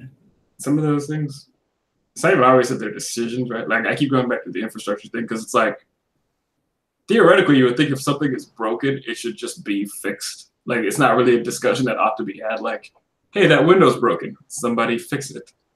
The idea that you have to decide to spend money to fix roads was alien to me the first time I saw it on the ballot. I'm like, well, if they're fucking broken, why are we talking about it? Like, why do I have to vote for this? Like, I didn't realize we had to decide to fix broken shit. It's like one of our amendments was like whether or not to take tax money like taken from the casinos that they just built here should be seeded over to schools. And it's like, you would think that would be an obvious thing. Like, why do I have to tell you to pay for state education with the tax money you collect? But I don't know how your ballot was, but interestingly, I think what's his name, Trevor Noah, did like a little piece on this the other day. We have that bundling shit going on, but so some of our ballots just have like just completely unrelated issues bundled together as one amendment. Yeah, which makes them a pain in the ass to vote for. Some of them are easy. Like one of them, I think the one he made a joke about was the one that was like banning offshore drilling plus banning indoor use of like e-cigarettes or vaping and all that shit. For me, that was easy because like if you're using a vape pen, you're a piece of shit anyway, so fuck you. I'm kidding. I'm kidding. That's not my reason. But for me, it was like, well, we banned indoor smoking and stuff already, so who cares? You probably should ban that. And obviously, offshore drilling is not generally good. I'm sure there's some people who want the product of offshore drilling that would disagree with me. Fine, but generally, from my standpoint, that was an easy decision. There was stuff like I can't remember. It was paying out death death benefits or whatever to first responders, plus something about universities that seemed totally unrelated to me. I don't think I even voted on that one because like I didn't understand the language of it, and I must have forgotten to look it up. It talked about making universities like a government structure or something like that, and I'm like, I don't understand the implications of what that would do to universities.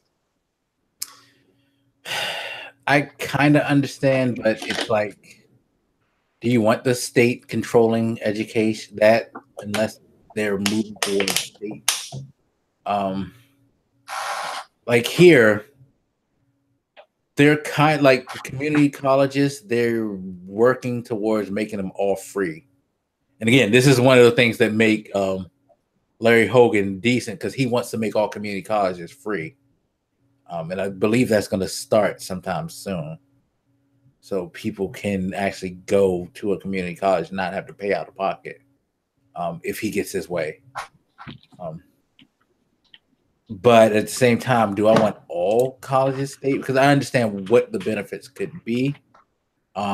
If done properly, a state can make sure that like the tuition is regulated. But it's like, is that what the state's going to do? Or is this just the opportunity for the state to just use it as another cash cow somehow and not help make education cheaper? So, yeah.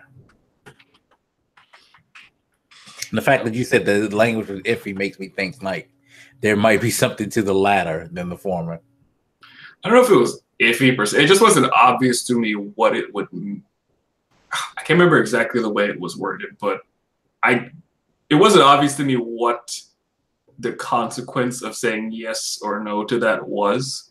And I meant to research it separately, but by the time I got there, I forgot about this one. But it's like, yeah, do you want to make universities one of these types of structures? I'm like, I don't understand what is going to happen if I do. But in any case, I guess the main point I was making was that they shouldn't be on the same amendment anyway because they're not related. And we have an issue with that on our ballots because like several of them are bundled. I saw one that was like 3 or 4 things bundled together. I'm like, I don't know why these are together. They're not like even in the same realm of like thing. Which is how you try to sneak in things that people don't necessarily want. You put it with something that seems reasonable. Good. I feel it murkies the already sometimes complicated waters, but whatever. Not whatever. I think it fucks up voting a bit. But yeah, like I will say this: I think we were blessed with every amendment being separate. That's why so many amendments in Maryland. I feel like it's like a Maryland tradition to make like at least 10. Like my voting page was 3 pages. The first page and a half were for offices. No, it's more like 3.5 pages. And like the last 2 were just nothing but like 1, 2, 3, 4, like probably 14 amendments. Like Jesus, y'all have a lot of things for tax allocation to public works and roads and there was one that I found very interesting that was it had to do with like running for office. What was it? It was something like because apparently certain offices you don't have to re-elect the people. Like if they get given the office, they keep it until the next election. So there was an amendment that was lobbying for special elections because a lot of people have been given offices because people have stepped down and they were seated the office. It's like they control it for the next 2 to 4 years. And I think in particular, the particular offices they were looking for were not necessarily lifetime appointments, but they were like longer term appointments. So it's like this person would get appointed a replacement, and he'd hold this position. That's exactly what it was, because I remember when I read it, I was like, oh, they're talking about such and such, because there are certain positions where people have gotten the jobs, and it's like, yeah, they shouldn't have that job here. So. So we had a lot of interesting things like that. Oh man, I don't want to look. I was gonna look. Oh, it's just funny because it's like they got a like general summary where it's like 32 Democrats are leading. I believe in Republican places, 5 Republicans are leading in Democrat places, and the Democrats need to pick up 21 seats in the House, for example. Yeah. I glanced at ours. It looks like DeSantis is in the lead over there. I told you states fucking politically speaking is trash. I need to clarify that. I probably can't clarify that in other areas with like some of the situations that's happened in Florida, but we'll just keep it to politically speaking. Whatever. Oh, never mind. I was gonna look at the senator race, but it's pretty much the same. Scott's in the lead, which is mind-boggling. The guy is a literal criminal. Oh, good. Connor Lab kept his seat. Good for you. For those who don't know, Connor Lab was the guy who won the special election in Pennsylvania, and now he ran in like the general election. He still won because he was running against that guy. Remember the guy in Pennsylvania who Trump did the rally for? I forget his name. Starts with the S. Shithead? Huh? Said shithead. Yeah, that fits. But yeah, it was an interesting situation right there. Bro, I mean, what do you have to do?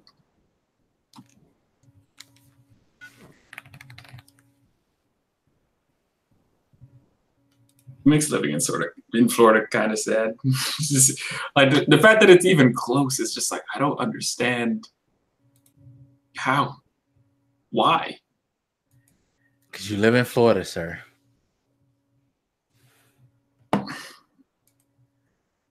Now I'm sad again. Maybe it pulls back out. I don't know. Oh my god. What's interesting about this election, though, I find crazy, it's like everybody's hyped, like, yeah, we're gonna get the House back.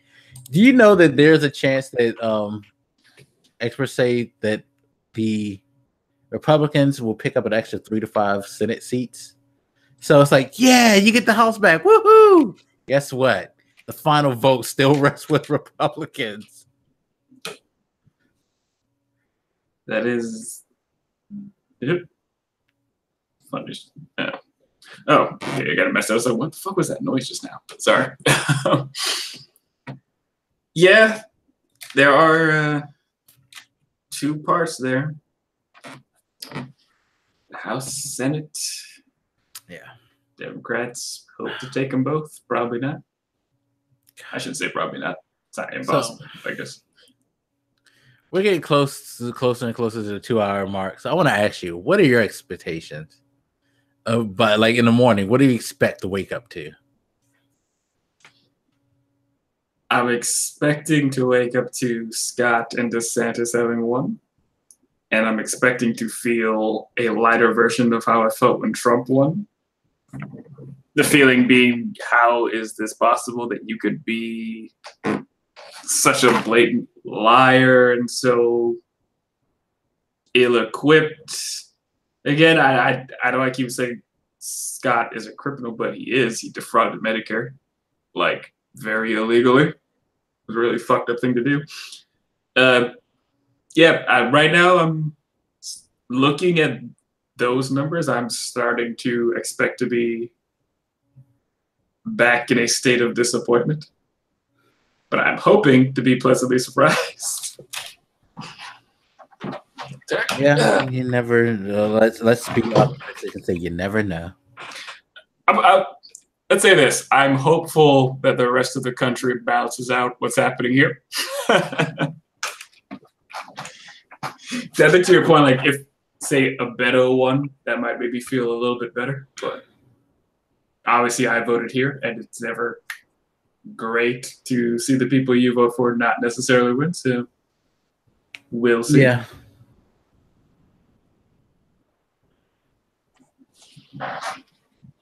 And what are you expecting over there? I'm actually expecting things to not be as great as people think they're going to be. Like the whole blue wave talk, it's like, yeah, I get it. We all hype. You're thinking, but it's 2016 had made me very, very skeptical. And I'm even more skeptical with these like weird tactics and shenanigans that have been going on. Like again, the whole fear mongering thing is very, very powerful. Like the whole ad campaign with the liberal mob shit and all of that. It's like, yo, that shit is working way too well. You shouldn't be able to get away with like that type of partisanship. But it's effective. And that's where it's like, yo, things might not turn out as great as everybody expected, like the experts have been talking about. So I ask people to moderate their expectations, please. As people have pointed out, it's funny that after 2016, they're a lot less bold in their proclamations. I don't know. It's not. I want to make it clear. It's not the idea that a set of Republicans win that bothers me. It's the fact that you can behave the way they behave and not only not be punished, but win more. It's the way that they can bitch about how they've been attacked and this left-wing mob is destroying them, and yet they win over and over and over again. It would be the fact that lying and ignoring reality and being a general dick doesn't seem to have any consequences. I think that it's the nature of the disappointment I am expecting. Yeah. Wait, that amendment passed in Florida. Sean King is just be on everything. He don't even live in Florida, sir. What is up? So yeah, Amendment 4, the one that you were talking about, the former felons not being able to vote. Felons can now vote in the state of Florida. You know, people on the right are losing their shit. So Florida probably did something right. I'm only surprised because I feel like there's going to be some loophole. Is there some number on that? As far as like the percentage of like who voted for that one? Okay. Oh wait, I'm sorry. Yeah. I'm sure it could be pulled up though. Let me see.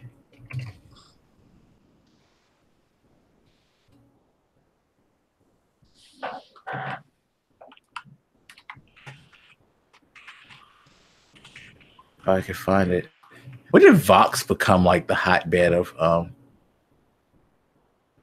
political news? I'm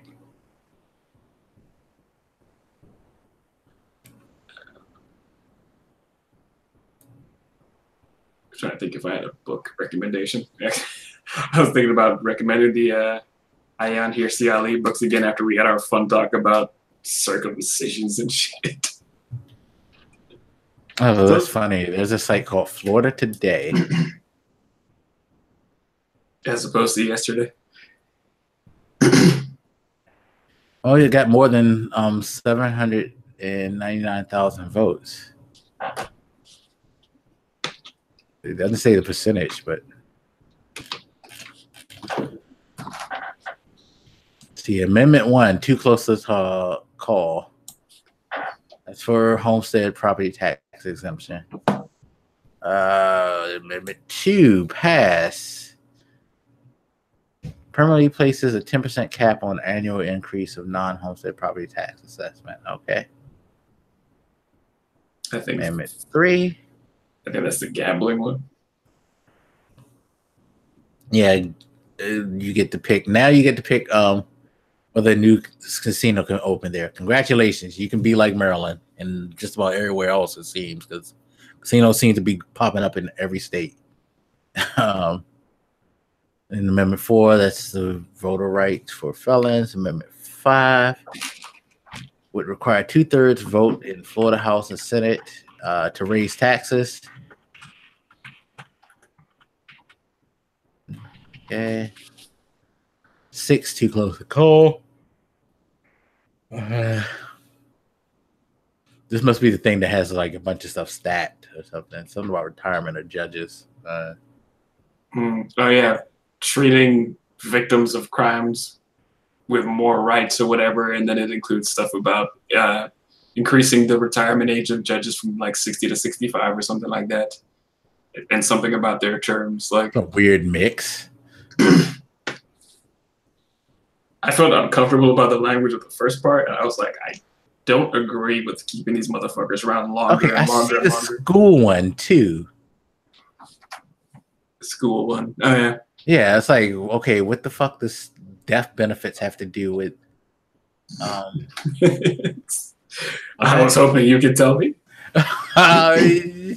Maybe because if you die in school, I don't know. But it's death benefits for first responders, so.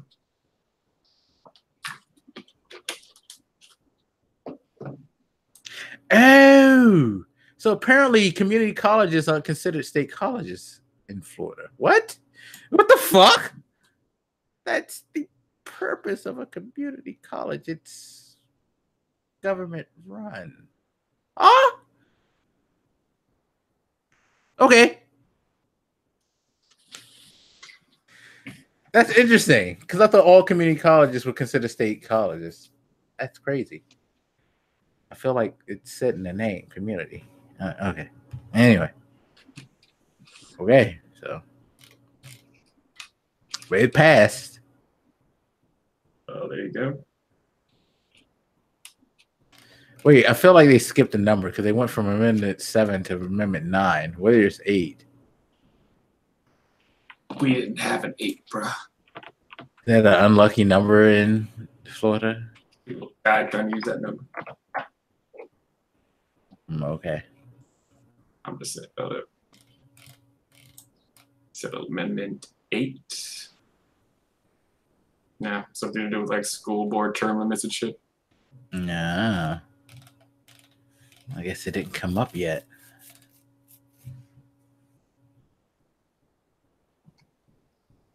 That's just at a glance.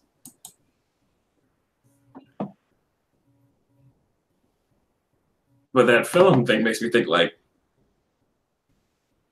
in a weird way, maybe Gillum has more of a chance because that was one of, I think, his things he was running on. And, you know, if people are down with that, maybe they're more down with him than I would have thought. Yeah.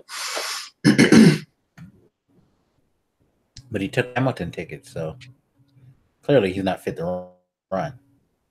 Plus he hates police. Plus he's going to destroy the economy. So, fuck that guy. Like any man will clearly not worth electing. Stabs. Oh yeah, books. Like I said, I was mildly thinking of recommending Infidel or Heretic again because of our long ass conversation about circumcision and like vaginas and stuff. Yep, you froze up there, or am I the frozen one? I honestly can't tell if my internet became a problem just now or his, because it looks like a still image there. I'm also wondering if I'm just like talking to myself at this point. Like, yep, I see a little bit of movement there. Are you alive again? Oh, I'm still here. Okay. Damn it. I can't tell if it's me. Like you're freezing up on my end. It's not you. Yeah. Well, good. You suck then. Fix it. Florida, you suck. How you gonna blame us for your shit ass internet?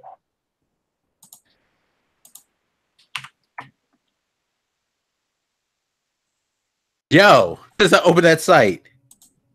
Huh?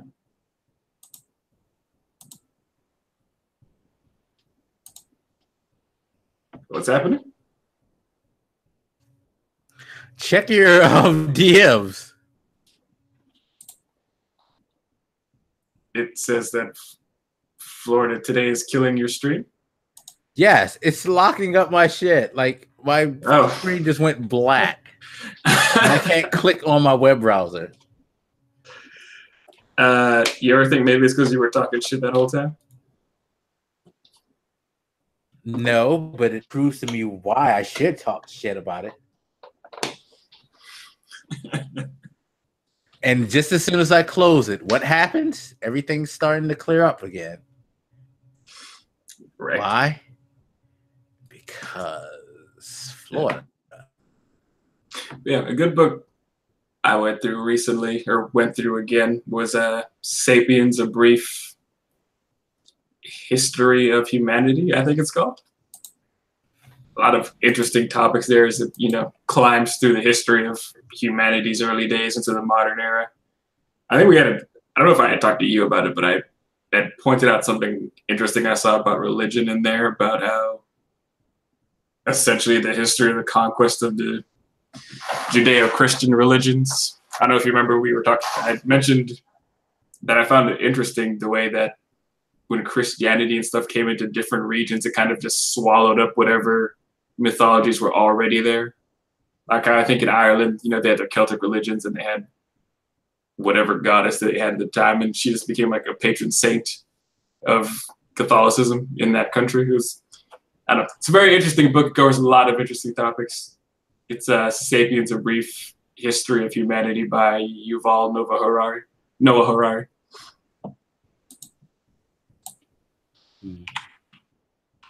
Sorry, I'm looking at the Texas results and I'm like laughing inside because, like, seriously, Florida, you gonna let Texas show you up? Pretty much in all the races, all but one, Democrat is winning in every county in Texas. I mean, every district. Actually, now it's no Republicans winning. All four of the Democrats are winning their elections in the state of Texas. It's Texas, y'all. Texas. Yep. Correction. It's Sapiens, A Brief History of Humankind. Sorry. But it is a fascinating book. I swear earlier I saw somebody say, like, we shouldn't let Florida become like California. Can you tell me what the fuck is wrong with California? Like, yeah, especially since there's a lot more Republican leadership in California than people actually think. That's why I never understood the argument. Because it's like, yeah, California has a lot of liberal things, but it's not like I don't get it. Like, the comment I saw earlier was, we shouldn't let Florida become like California. It's a socialist state or something. And I was like, you sound like a psycho. And like somebody I knew responded to them, and they were like, whatever, God will decide. And I was like, oh, you are a psycho. So, which I didn't understand the comment, because if God is going to decide, then shouldn't everything work out for the best anyway? If God is a good God and all powerful and he's deciding, like, yeah, seems clearly like it shouldn't if matter. God's deciding, he's not deciding with your side, because ain't doing well in California apparently to you. Maybe God hates California, and that's why he's allowing them to be socialists. Oh, is that the argument? Okay. I don't. It was really weird. Like it went from being purely politically motivated to suddenly having a bunch of religious undertones in it that I didn't understand how they were coming into play. Well, if those socialist things are positive, then yeah, God did decide. He decided to go with the right thing, because isn't that what God does? Oh, you know, like if they're negative, then I guess God doesn't necessarily do good things. Which is to me, it was the weird thing about trying to drag God into it in the first place. It's like, why bother complicating this conversation? Because now we have to talk about whether God is actually a good person or not. Yeah, like so God is a Republican and a conservative now?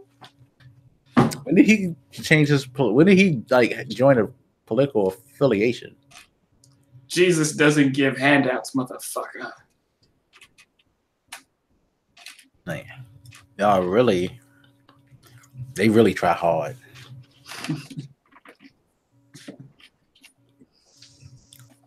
Yo. Man, come on, man. It's not like I'm in love with this Gillum guy, but just something. Come on, man.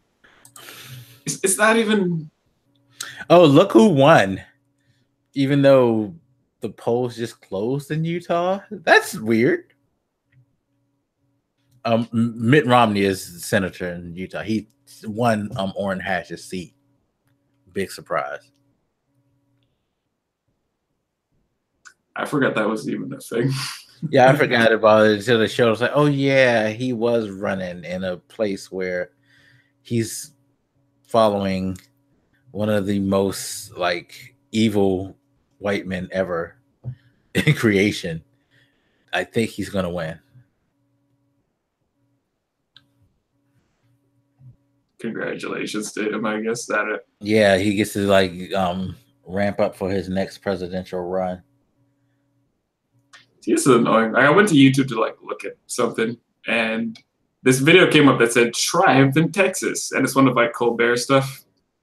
And really, it's that like Beto is talking to Triumph, the insult comic dog, which.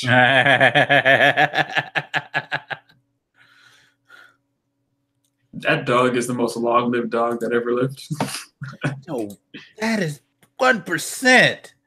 It's so fucking insane. I think this is what hurts the most. Like, if it was a landslide, I'd be like, well, it's fucking Florida, of course. But y'all not even gonna like give me the satisfaction of just like blowing it off. You're gonna make it hurt, Florida. You're really gonna make it hurt, aren't you?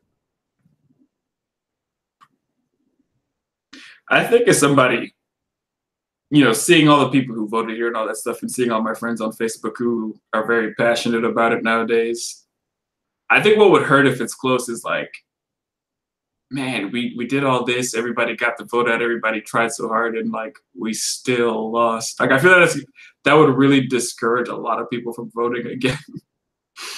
Like, no, Scott is up by 0.8%. No, 0.6%. Like, he ain't even gonna win by a percentage point. Recap.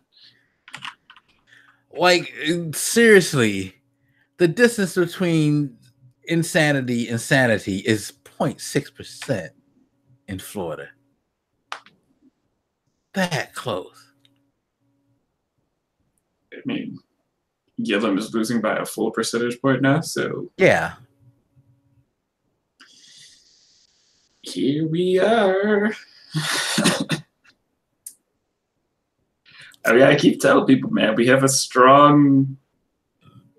I don't know if calling us red is appropriate. We're purplish, I guess, but I don't know. And again, it goes with my whole argument about how Maryland is kind of structured, where the more rural, away from quote unquote civilization, the more red it starts to get.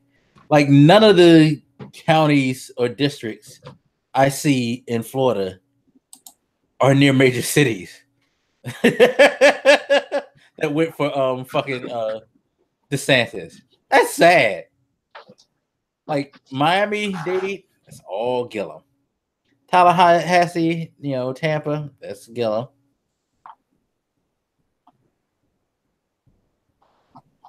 But everybody else,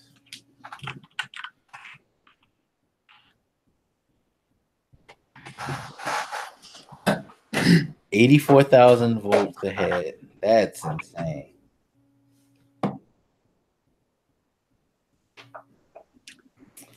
Oh man, it hasn't hurt to lose that close too. Yeah, I mean, I guess it always hurts. Although it has to also be encouraging too, because especially if you're in a place like, hey, Florida, where he probably, when he first started running, never had it, was thought to have a chance. By the way, this Kemp dude is winning. I'm not liking that. He's winning by a wide margin. Well, it's only 65% of the vote though, so it's like I'm curious to like what precincts have came in, because I know he can't have won the Atlanta area. He could, if he won that, I'd be fucked. Like, I mean, that brings up one of the things that we were talking about before we started the stream, is that with all the active voter suppression stuff he's been doing, even if he wins, it really calls into question the validity of that vote, because he did so much of that stuff. It's like, fuck who wins right now. At this moment, as far as I'm concerned, that entire thing is kind of illegitimate right now, because he did so much. Governorship is like probably the one race that everybody should look at and just be like, no, this is not like, nah, it's not acceptable. I don't know how you fix it. I'm not saying like, screw it, we'll vote again in a month or so. I don't know. But no matter who wins, it's like, yeah, this doesn't feel like a legitimate race here because of the blatant, extreme, intense, consistent attempt to suppress people's votes. Definitely to the point of illegality in some cases. Yeah.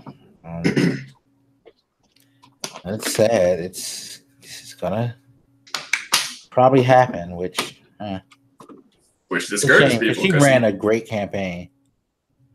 That really can be discouraging, because again, he gets away with it.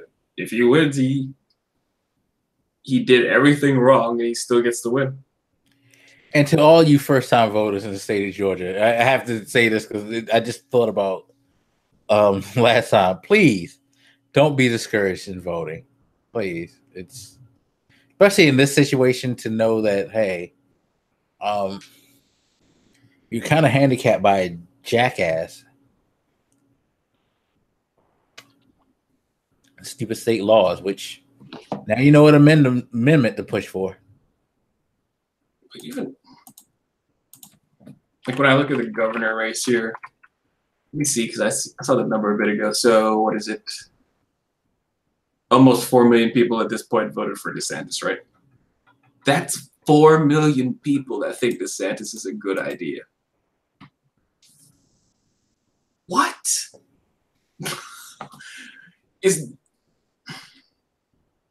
I don't know how to express what I'm feeling in that sentiment. That number of people who think that that's a good idea, who don't see anything wrong with this guy, it is alarming. What it tells me is that this isn't about issues or competency or anything. It's just about whatever your political tribe is. If you're on the red team, you're just going to vote for the red team.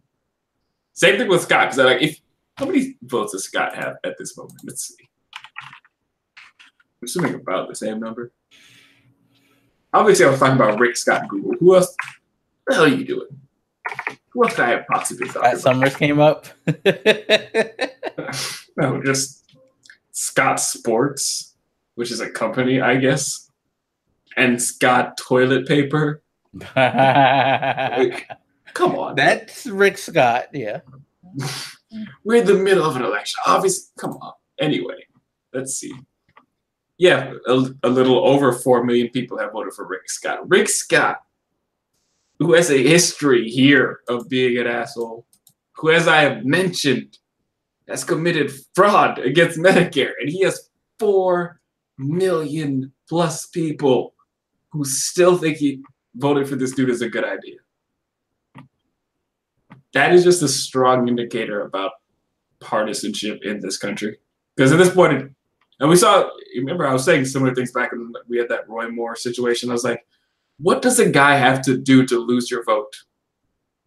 Does he have to murder a kid on camera? Like, what do they have to do in order to make you say, all right, maybe I won't vote for this one, even though he's wearing the red team jersey? I think they had to go beyond murdering a child. I feel like they can get away with it. Probably. I mean, we are, quote unquote, locking kids up in cages nowadays. So yeah, separating them from their families and all that. That is the depressing part for me. It's you can do so much and there is zero consequence. You still win. And the best part is if and when they win, they're still gonna bitch as though they are not in power.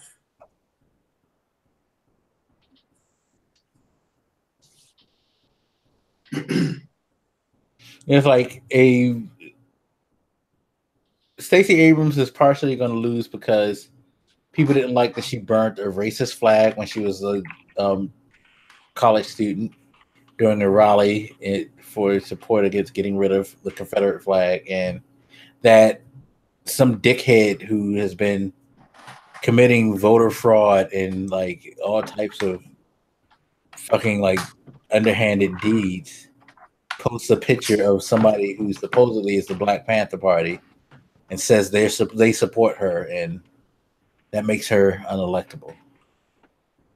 Yet him being supported by fucking racists in KKK, that's an electable quality. Okay.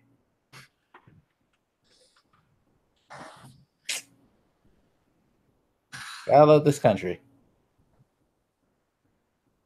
I don't know what to make of it. Like, I don't want to say that, because again, it sounds so partisan and extreme that like half the country is morally bankrupt, but it feels like half the country is morally bankrupt. Yeah, I know.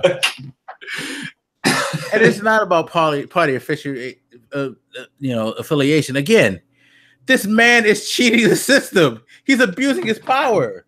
He should not be winning. He should be in prison, like literally. Like, yeah. I talked about Rick Scott, but like, what this guy, he should be in prison for this. This is very serious. Like you said, Rick Scott, fraud, Medicare. Why is he allowed to be like an electable official? Makes no fucking sense.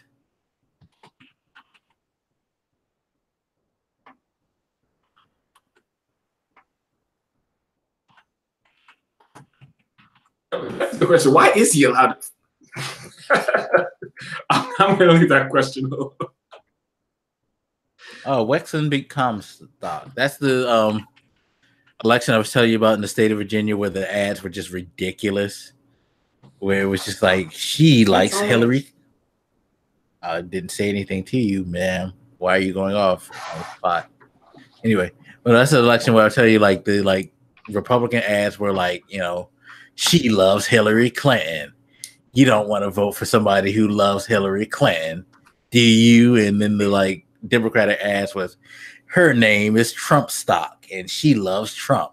You want to vote for somebody who loves Trump? It was like the most ridiculous ads in the world. Like, y'all have not talked about not one issue. All y'all said was like, they love this person who apparently your base hates the most.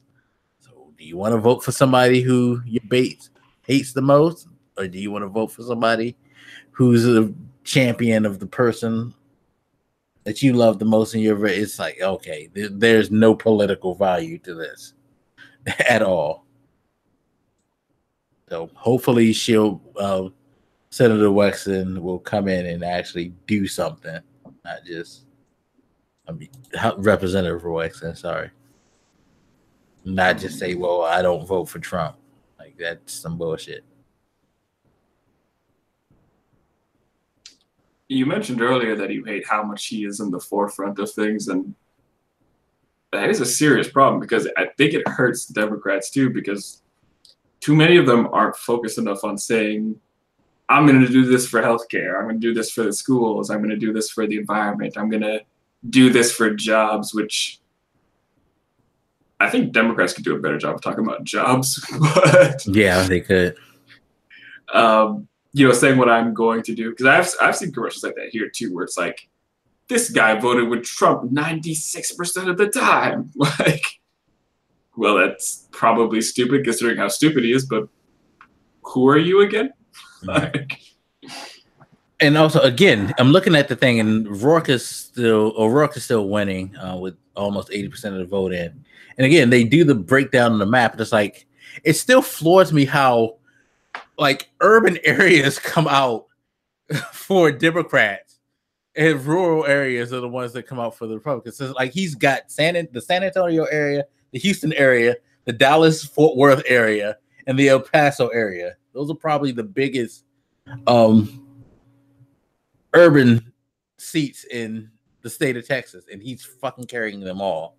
That's probably where you have the densest part. And usually in states with urban populations generally have the densest a number of people in them, which is wild.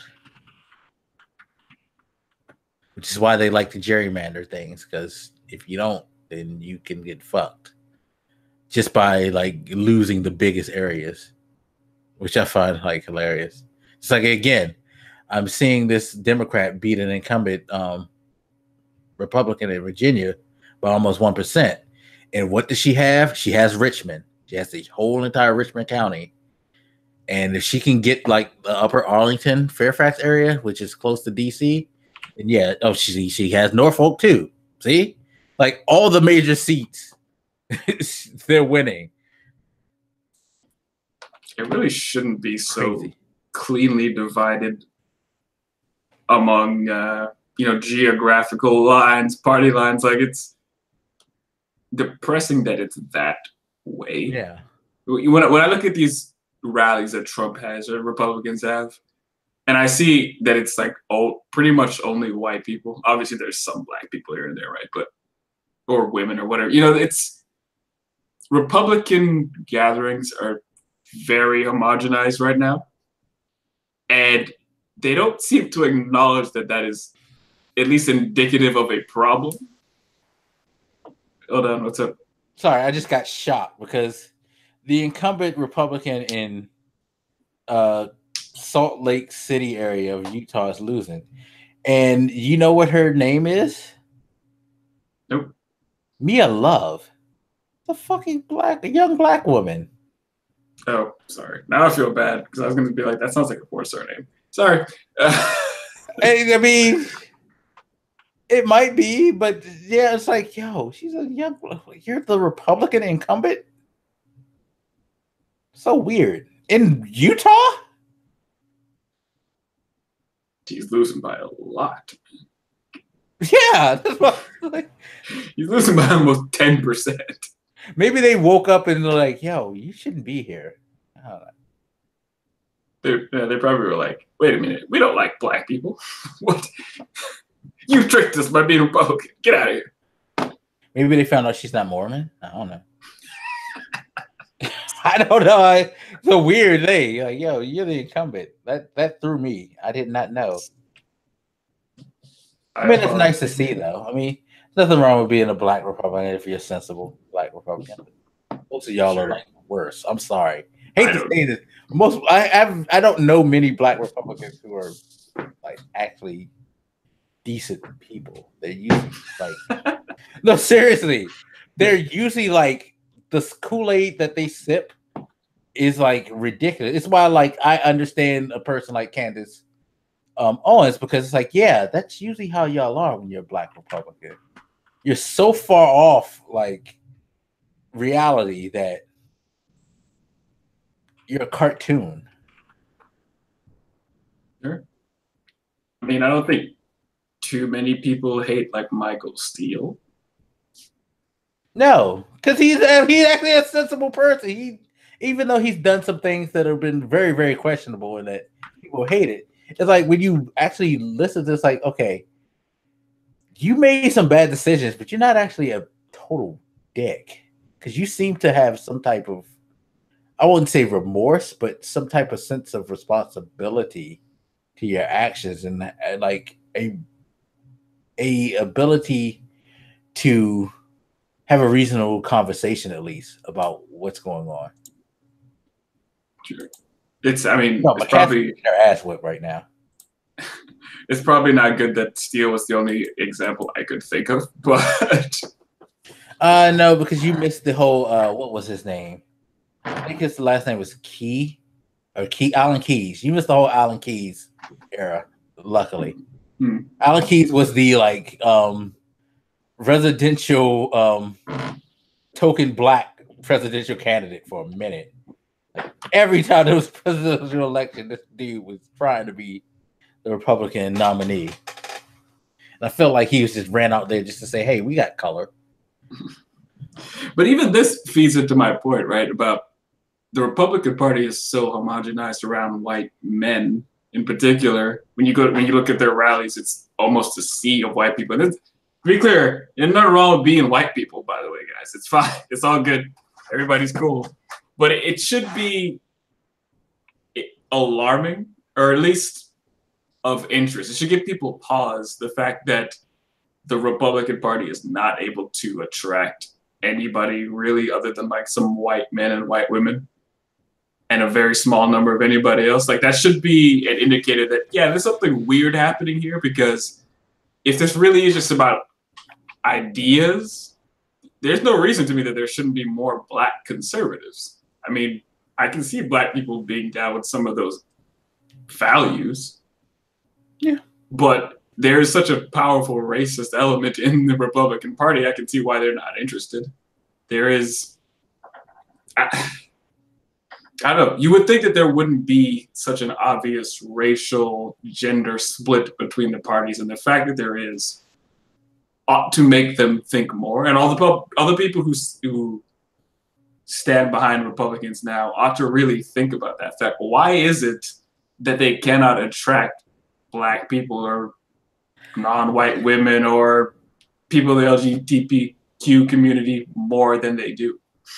It's a weird perception of inclusion, like how you can be included into the Republican Party, it seems, because again, it seems like you have to be on Candace Owens' level, the way that at least the base, if not the membership in itself, as far as the political membership, jumps to someone like her. Like, you have to be a self-deprecating minority to be championed.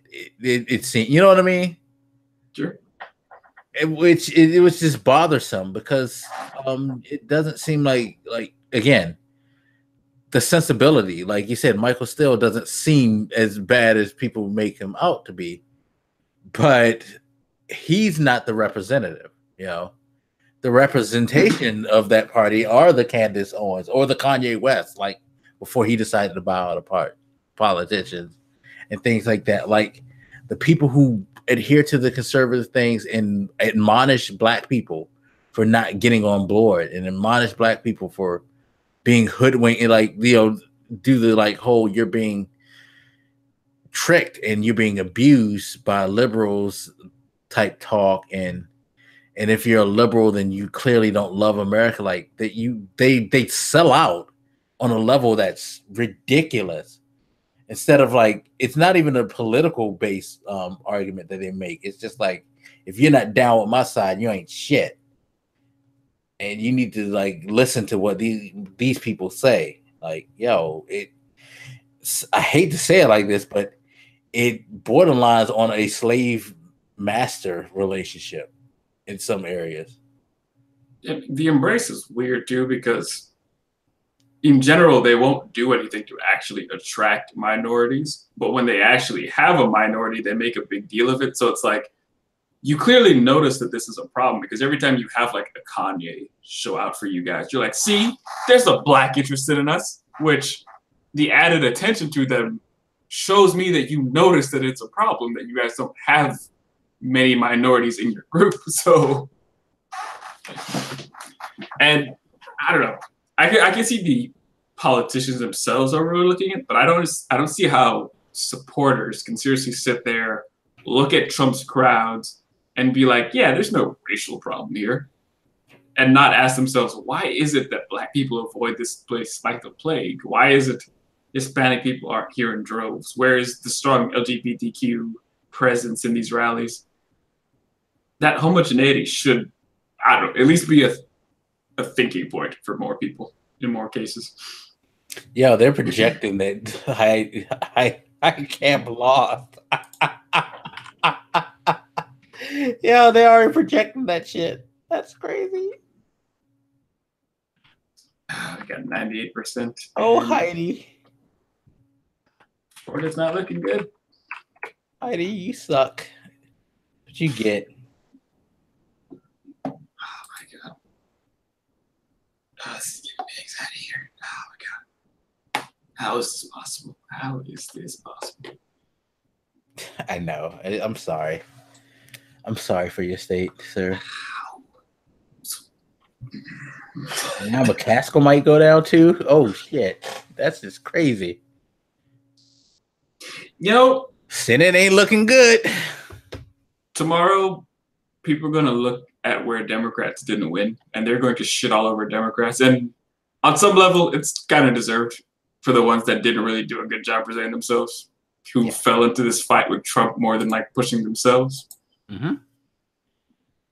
But I also feel like you need to stop blaming them so much and really start tearing into these fuckers that are willing to vote for the most psychotic possible representatives imaginable.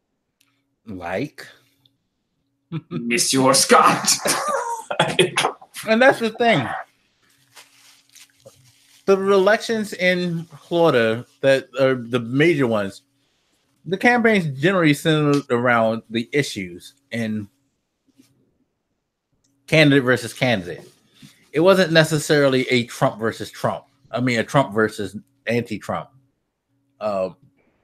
debate, like a lot of these things have been, that have caused like these races to be so close and to be so divisive. No. Like Gillum ran on his platform and on the fact that he thinks that DeSantis would be bad for the state, you know. You look at Stacey Abrams, she's been all about like what I'm gonna do for Georgia, and like, yo, when they clapped at her, she's like, no, you know, it's not about that.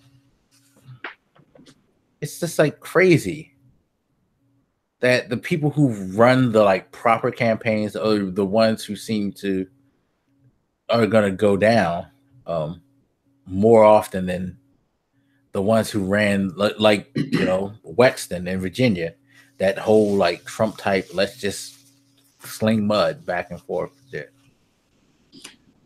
I feel like a lot of the media coverage I've seen of like Gillum is more him responding to that monkey it up comment or things like that, where it's like, maybe that's not on him, maybe that's more on the media for caring more about that. But yeah, things where he's, and to be fair, he does respond to it in a good way where he actually responds to it, but doesn't take it to like a gross place. He is fairly artful in the way that he responds to it, but a lot of the media play of him is just him responding to it, not him saying, you know, felons should get to vote, or we should push more on clean energy, things like that. Again, maybe that's not his fault. Maybe that's just the way the news felt like covering it because it was such a scandal. Yeah. I'm not sure. They're about to make another projection on CNN. I'm kind of trying to hang in there so I can see what's going on with your state. And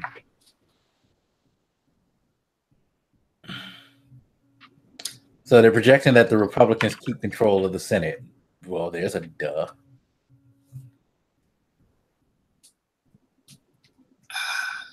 I don't know. Votes are like 98, 99% there. Disappointed. They're projecting Ted Cruz won. God damn it. Really? This motherfucker here, yeah. Again, Sure. the races that shouldn't be this close. Come on, fuck. I mean, this.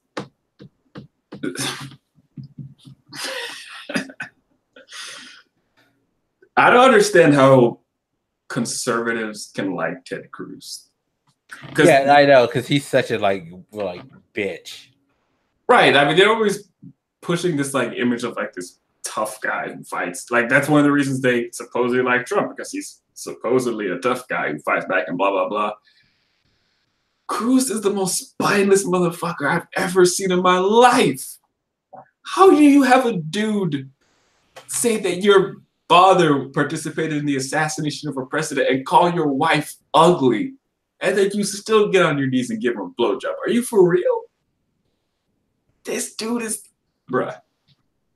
I would sooner quit than kiss the ring of that asshole after the way he was running his mouth. Oh my god. I don't understand how you can possibly rely on this dude to represent your state when he can't. Okay, maybe what I was about to say is a bit fucked up, but screw it. When he can't even represent his own family like a man. Like, it is ridiculous. Damn shame. Ted Cruz is going to be around for a few more years. Why? It's not even like Ted Cruz is charismatic per se. That would be one thing if, screw his ideas and the way he is. It'd be one thing if he was just like really handsome and like a really good talker. He isn't. So I don't understand. It's horrible. Like he has no fucking like ability to campaign except for like cooking bacon on guns. Like, is that who you want as your? That's who you want to represent you, Texas. A man who like makes commercials cooking bacon on a gun he just fired. So you're saying that like it sounds stupid, but I guarantee you a lot of people thought that was awesome. All right. So I think what we're hitting right now is a bit of a cultural difference here, because the way you're saying it makes it seem like you think it's obvious that it's ridiculous. I'm sure that appealed to a lot of people. Cooking bacon on guns sounds badass to people. It kind of does, right? Like, I thought it was stupid when he did it. And if you actually watch that ad, it's stupid. But if you just say he cooked bacon on a gun, that sounds kind of cool. No, it doesn't. That bacon is going to taste disgusting. I'm sure gun oil does not taste good. I'm sure gunmetal doesn't taste good. Not only that, you've besmirched bacon. One of God's greatest gifts to mankind. Like he said, let there be light and then let there be bacon was next. What is wrong with you?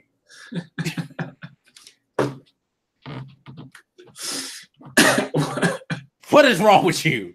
Look, man, people like that commercial. That's all I'm saying. That ad. That's all I'm saying. People did like it. Remember, we're talking about the group of people who masturbate with guns. Like, they like that shit. Like, I swear, if I ever move to Texas, it better be for a goddamn good reason. And no offense, the same thing about, well, all offense to your state, not to you, but your state. Florida, I don't care if I'm 85 and the tax bracket is like that acceptable for old motherfuckers. I will fucking freeze here. It's Maryland during the winters. When I was in the voting booth, this old white lady was standing next to me, right? And she came up and started to like do her voting. And I remember her just saying out loud, jokingly, "The first one's hard." And when I heard that, I was like, I bet money she's voting for Scott. I'm like, I just remember like rolling my eyes to myself when I continued on reading through the rest of the people and the amendments and shit. I'm like, oh my god. I bet my life she voted for Scott when she said that. I just need y'all to hurry up and call the Scott and the fucking DeSantis thing.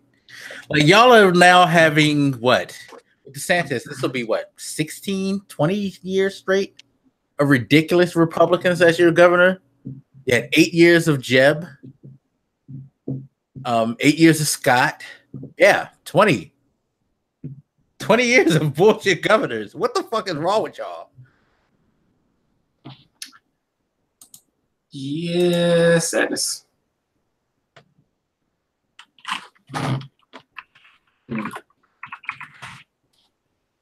Yo, hiding cap is just getting destroyed. It's 42% of the vote in. They've already called it on her. That's a damn shame. Straight up. Straight murdered. I don't know if it's possible to tell this, but I really am curious if it's possible to know how badly the sexual assault survivor thing hurt her. Like, how much of this loss is because of that? I wish I could, like... I mean, to be fair, she is in North Dakota, so the fact that she had one... Like, I think she rode the Obama wave in. I mean, yeah, one of those people who did definitely ride the Obama wave in. She was fighting uphill, that's certain. I'm just curious to see, like, how much of this loss can be attributed to that one decision, if there was a way to isolate that. I don't think there is, but it would be an interesting thing. Now, I find a very like weird contrast in the whole Senate House thing, because it looks like, you know, more and more like Democrats are going to take the House. It's weird that there were no real pickups in the Senate. If anything, there were more losses than pickups so far. I feel like people don't get the consequence of voting for Yo, this shit is just dumb. Looking at this fucking DeSantis thing. He's an idiot. Like, how are y'all voting for these like straight idiots? It's not even about the whole monkey thing. He's just an idiot. And by the way, the fact that Kemp is winning by such a large amount in Georgia is disgusting. Yep. The DeSantis thing. I mean, people like that can kind of conservative. I mean, I'm looking at his site right now and his issues. I've read it before, but I remember I wanted to look at one section it's under Defend Our Rights, and there's 3 bullet points. One is defend the right to life by signing pro-life legislation into law. Stand up for law-abiding Floridians by defending their Second Amendment rights. Defend First Amendment speech rights against those in academia, media, and politics who seek to silence conservatives. Like, these weirdly common conservative talking points. They want to take our guns, they're killing babies, and the mainstream media is silencing conservatives. Forget raising taxes. Well, that was under raising taxes. That wasn't under rights, though. That was a different section. But what is this weird obsession with the mainstream media silencing you? What are you talking about? I see you assholes on CNN all the time. You're on TV talking the most. You're on my Twitter feeds talking the most, saying the dumbest shit. You're not silenced. I see you. You remember a month or two, or maybe more than that, back when Trump was saying like Google is suppressing conservative stuff? I don't know what it was I was Googling the other day, but fuck me if Fox and Breitbart were the first things that showed up when I searched it. Always. Anytime I look up something relating to politics, I get a flood of Republican sites, smaller ones too, not just the major ones. No, definitely. Like, not suppressing your opinions.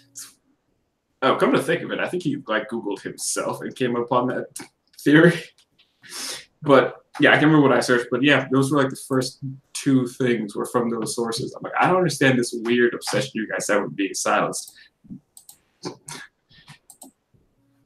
Some small, not democratic part of me almost wishes they would silence you because you're saying some crazy ass shit. Again, I'm American. You can say whatever you want, but you're not being silenced, dog. Even in arguments where maybe you should be. I know I'm offended that they're not showing any of the Maryland elections. Although, again, they're not that hard to tell. Because again, like if it's a Senate or House election, if you're a Democrat in Maryland, you already got your seat. You're probably going to keep it. Now, looks like Larry Hogan's got a pretty good lead with 43% of the vote in on Ben Jealous. I like how on DeSantis' site under healthcare, it says protect access for patients with pre-existing conditions. I don't know, I'm just going to say that and leave it at that. Yeah. Ben Cardin won. Duh. Again, that's the guy in my district. Yeah, he was going to win regardless because he's Ben Cardin. Yeah. And Anthony Brown won the U.S. House. Like, again, this motherfucker, like, did they say he got 93% of the vote? He probably did. But yeah, Anthony Brown, yeah. It's like, duh. He was going to. I'm sorry. I'm still sitting here all salty as shit because the number of people. Like, for me, it's like, okay, Larry Hogan is the governor. Again, he hasn't been horrible. So I can't sit here and be like, okay, I'm just extra salty that Ben Jealous didn't win. I just need for somebody to like put the screws on Hogan for the education part, and he'll be fine. Like, all right, cool, you're good. But yeah. But issues here like the water quality, for example, that seem to be a concern for people across the board that everybody talks about. Under whose fucking watch do you think that stuff happened? The same asshole you're voting for right now. Like, oh my God. Well, here's some good news. So a couple of our amendments. One of them, I forgot about this one, for election day voter registration. That actually won. That's going to be an interesting component. Election day voter registration. And if you're not registered by voting day, you could actually register on vote. They want people to register on, be able to be like on the spot. Like when you go in like there. Today, if I'm not registered, I can walk in there and like register and then boom, vote. That is that's crazy. Yeah. I was I think I went against that because it's like I don't know how I feel about that. It was a hard one for me because I could see the benefits at the same time. I feel like that would make people procrastinate, which would back up the lines if everybody's registering and voting on the day. And that's the thing. It's like it'll make the voting process a lot more stranger and say. The other one was the gaming revenue for education.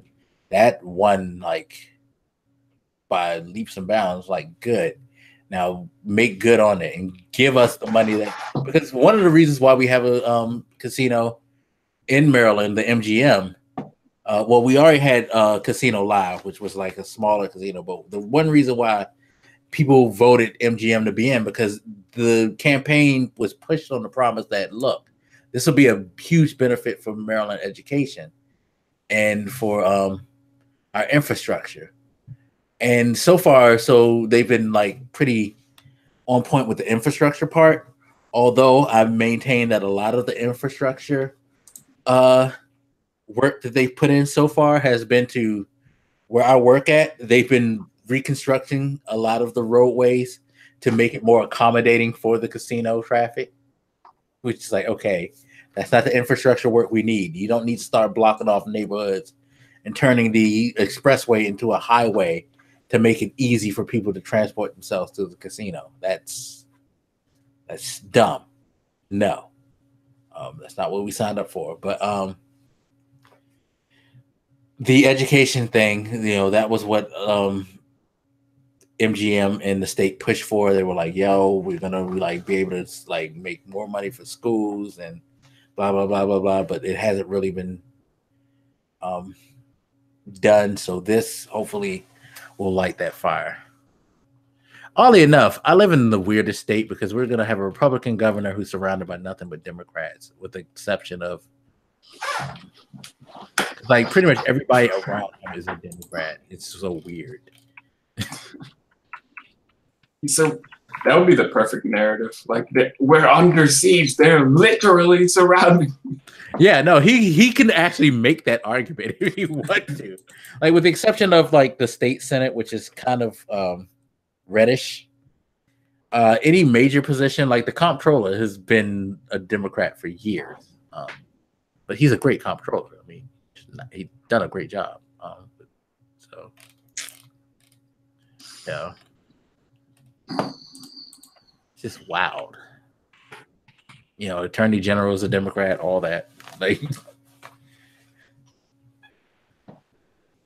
I'm sorry, I'm still in my salt. Yeah, I know you're still like over there in bizarre world. Refresh on this, trying to make sense of how this is happening.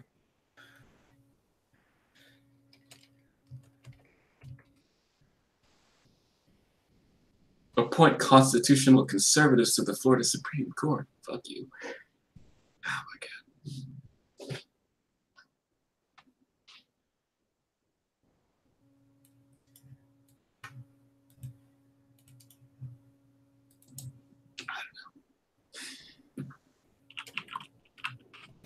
I don't know.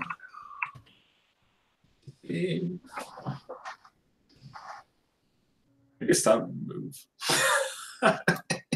Huh? Maybe it's time to give up and move.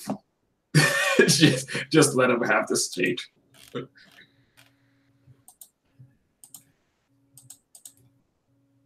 Yeah, It makes you feel better. My hometown is kind of fucked up. Also, that lady won, the Muslim lady won her seat permanently. Rashida Tlaib. Remember the young lady who was Muslim who won the runoff election in Minnesota earlier this year? Nope. But you don't remember that? But yeah, she's permanently won her seat in this election,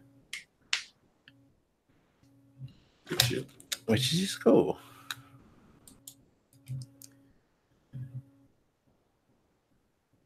Was there something? Yeah, whatever. Oh, Gillum, you failure. Georgia's just fucking me up. God damn it, Georgia! Why'd you do this to me?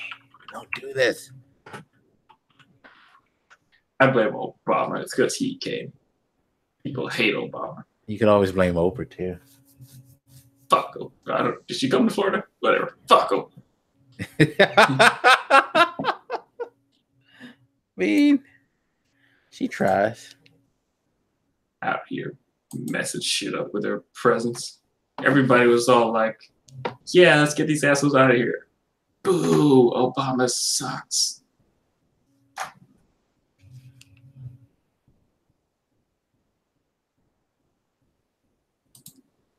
How much longer we got on this shit, man? They're like both at 99% at this point. Like, yeah, it's weird how it's just perpetually stuck in that. Florida has a problem with counting votes, I swear. Well, I mean, combined, there's like 8 million of them. So. See what I mean? Fulton County, the Atlanta area. Abrams has like fucking damn near 70% of the vote. Again, civilizations. I know major cities. She has Savannah. She has Columbus. She has Macon. She has Augusta. She has Athens, the capital.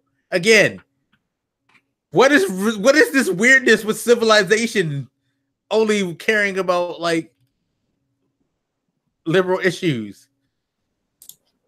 Well, I think there's several things there, right? One, just culturally, I think if you live in a more like homogenous community that doesn't have that much diversity, you're not going to give as much a shit about issues of other people's rights. Not because you're evil, you don't care about their rights, but it won't affect you as much in your direct life.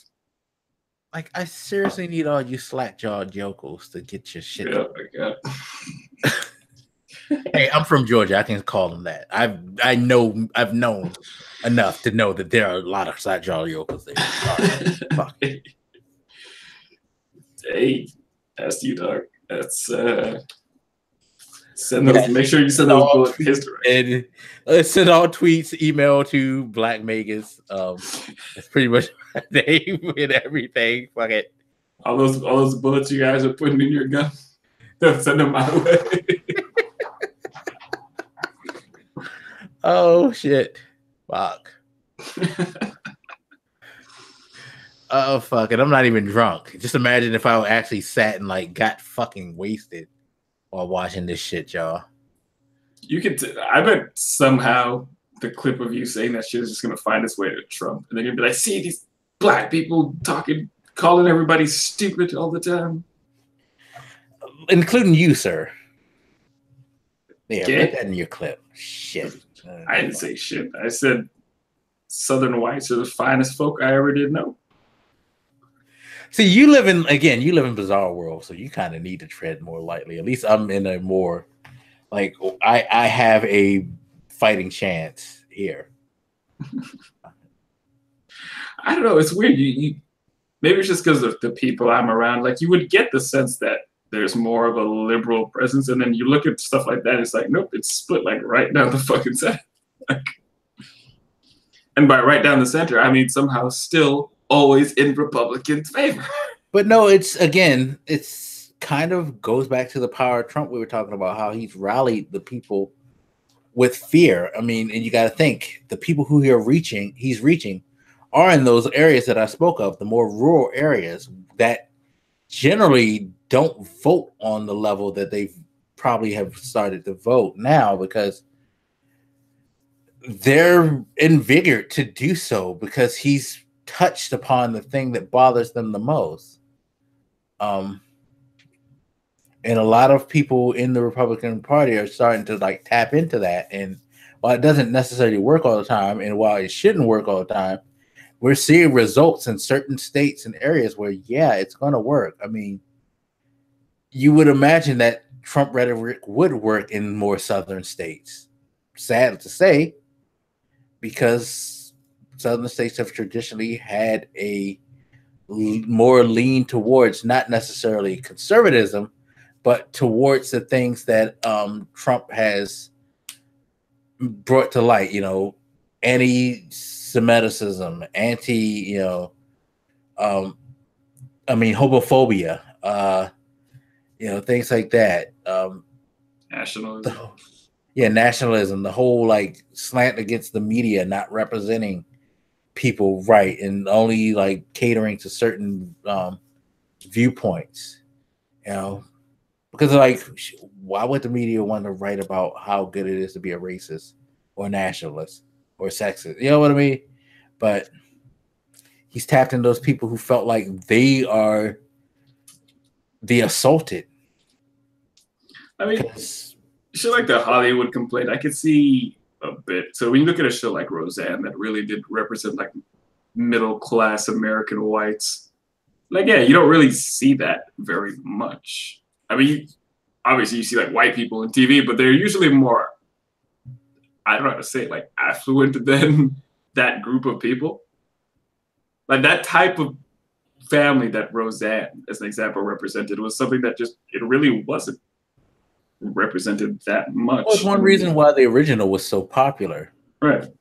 But that being said, the racism ain't liked. And to be fair, they do still have that with the Connors. First of all, fuck the Connors. Nobody's watching that shit with that. Like, I think we're all guilty and want to just admit that Roseanne was part of the magic there. As much of a psycho as she was, like, I'm not interested in watching that shit without her.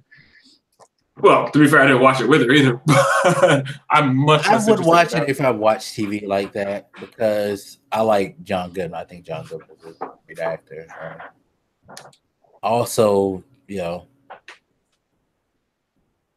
while Roseanne, yeah, she was definitely the driving force. I feel like as Roseanne got older, it started to become less of her character started to become less appealing. So you could make that argument that it being without her might, I don't know how this one is and how the like previous season was when she was alive, but her character started to run its course a lot to me, because she just got way too. It had nothing to do with any political or social things. It's just that her character became like, yeah, it's not that good of a character no more. I mean, obviously, I've always gravitated toward Darlene, but it was a nice array of different kinds of people there. But I don't know. I can see when I look at the types of things that I've seen showing up on TV a lot more now, which Tim Allen includes show. which includes a lot more, people of color, LGBTQ people, and that's all great. Like we should be including more of those, but yeah, we are celebrating those, but we don't celebrate like Midwestern families like try to scrape by like that. Well, I think there was, but it was more of a Partridge Family, not Partridge Family, Little House on the Prairie type thing back in the day. Well, I think it's more important now, right? Because so you're seeing this influx of this new stuff, which is good, but there's no presence of those other guys that feel like they're left behind. I do feel like they're over exaggerating a little bit, but I do kind of see what they mean sometimes when I see and welcome the new types of faces I see and not seeing them represented quite as much. I think it's just coming back around because, again, thinking about TV back in the day, you can tell me there was no such thing as white representative or middle Western values either, because there was. I think the more affluent stuff started to come back when the push for a more diverse, base on TV started to have, and now that balance is being settled again by like saying, "Yo, don't forget about us either," with stuff like the Connors. Right. I think stuff like that will help, but in that brief period of like, I don't like the idea, like with the Tim Allen show, like he wants to show that I'm an uber conservative and I need everybody to know my conservative views and what I hate type thing. Because I feel like with his show, and one of the reasons why his show got canceled was it wasn't that he had conservative views. It was that he pushed a little too hard. And generally speaking, some of the things that he was pushing, not as entertaining or palatable, to be quite honest, sadly. I hadn't watched it, but I do remember seeing some clips and like, yeah, it came off forced is the word I would use, where it's like it's not. I'm gonna shove it in your face. You remember when we were talking about Black Panther? One of my biggest praises of that was it wasn't a movie about Black people. It was a movie about people who happened to be Black. When I saw those clips of that Tim Allen show, I'm like, this isn't a show about a dude and his family, all this shit, and he happens to be conservative. He is like really focused on being conservative, like, and it's gross because it becomes not a show but a political point. I felt similarly about some little clips of the Roseanne shit I saw. I was like, because everybody was praising Roseanne and being like, yeah, you're representing these people and showing that they're people too, blah blah blah. I'm like, yeah, but you're pushing it a little bit. Like it's becoming gross. Because I don't like it when I see it on the left when the show is all about being Black or being gay, and that's the main focus. I find that just as obnoxious. So I don't see why I shouldn't like it on the right either. I mean, yeah.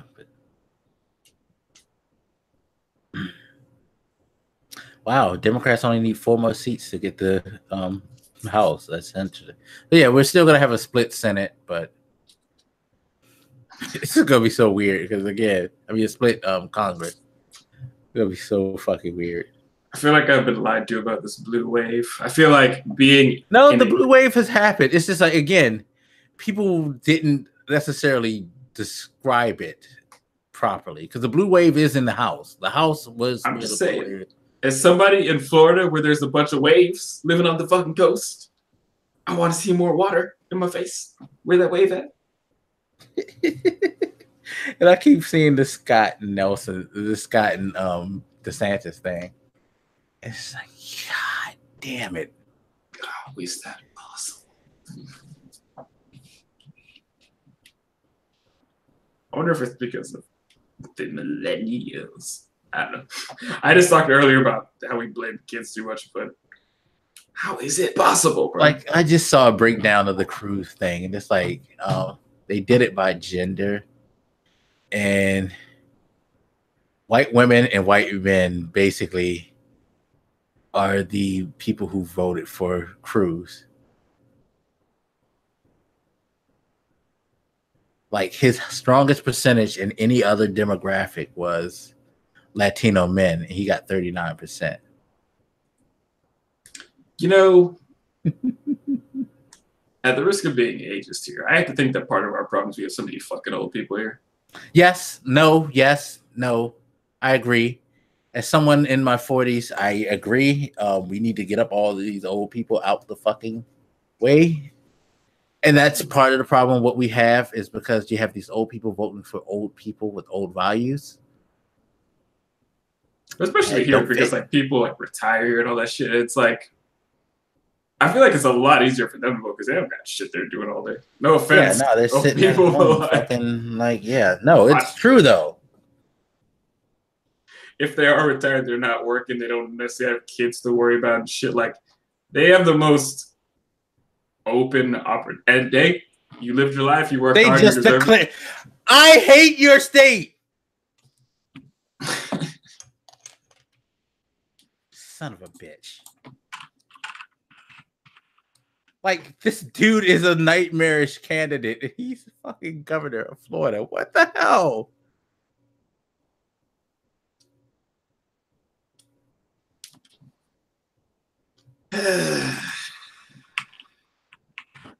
So, I was Red Dead.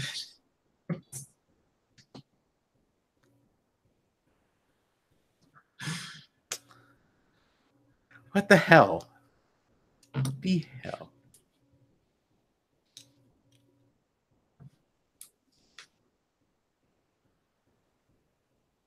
That's just.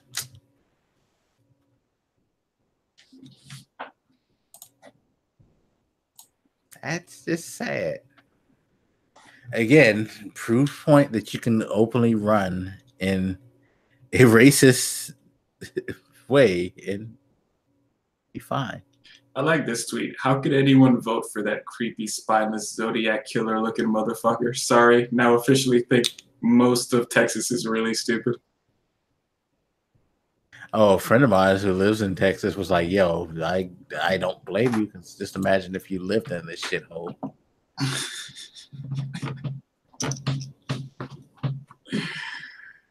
Oh, man.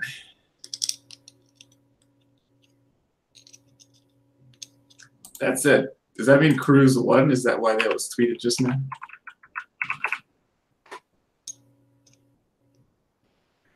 Well, it's interesting, though, because well, they just said the Democrats won the House. Okay, so here's the scenario for this. And then we'll probably wrap up in a little while because I'm so disappointed in that place. That which reminds me, how the fuck is for you?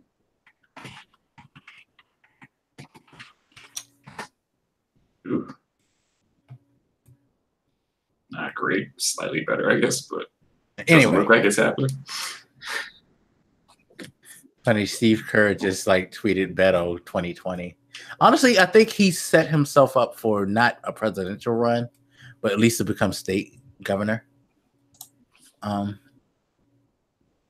which will help propel him a bit.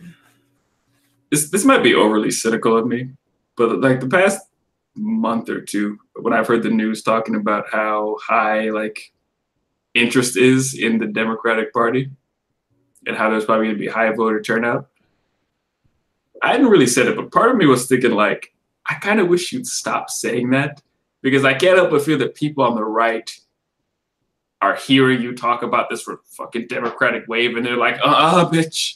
And that even just hearing you say that Democrats are excited is exciting them more to fight back. So at the time I was like, I kind of wish you just like wouldn't even cover this as news, because I feel like it's gonna cause this to happen. Yeah, but this is the interesting thing about this, because Democrats have control of the House.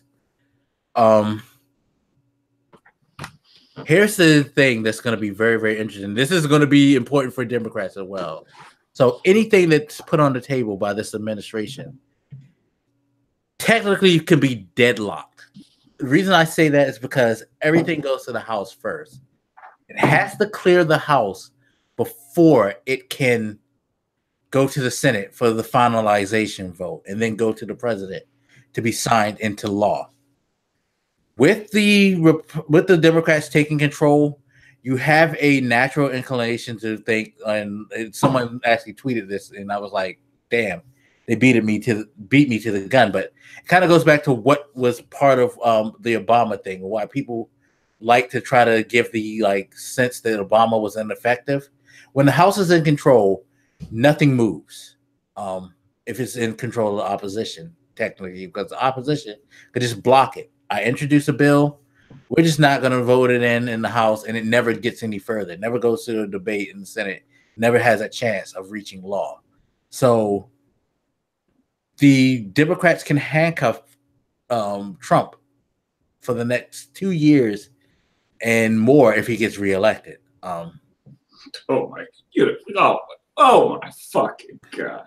I have to say that because it is sad. It's a possibility. Again, we're not in the normal state right now. So yes, there is a possibility. Bruh. Now, that being said, are the Democrats going to do that? And that's the thing. Like, the Republicans were staunchly behind the idea of just making Obama as ineffective as they could possibly do, even though they kind of didn't, because again, Obama was a moderate enough to where they could see the sense of some of the things. They tried to make it sound like no, but yeah, they voted for a lot of Obama stuff, by the way, just to let y'all know. So yeah, but this now situation, it's going to be interesting to see what Trump is going to introduce. And I feel like the fear mongering though is just going to go up way, because it's just going to be all about they just don't want you to have anything. Yeah, that would be a lot more of an effective strategy when they can actually stop you from doing something. Yeah, but at the same time, I feel like he's just gonna go, well, they don't want y'all to they don't love this country, and it's just gonna and that's why I say the possibility of him being reelected, because the way that he's able to spin things to his base,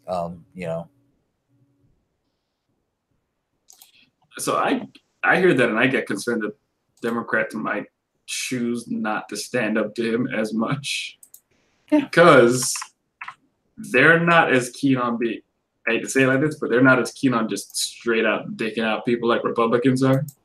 For all the partisanship that goes on in politics, Democrats fold faster on that shit. They always have. Yeah. They'll come to the table if they see reason faster. Whereas the conservatives will stick to their guns and ride it to the death.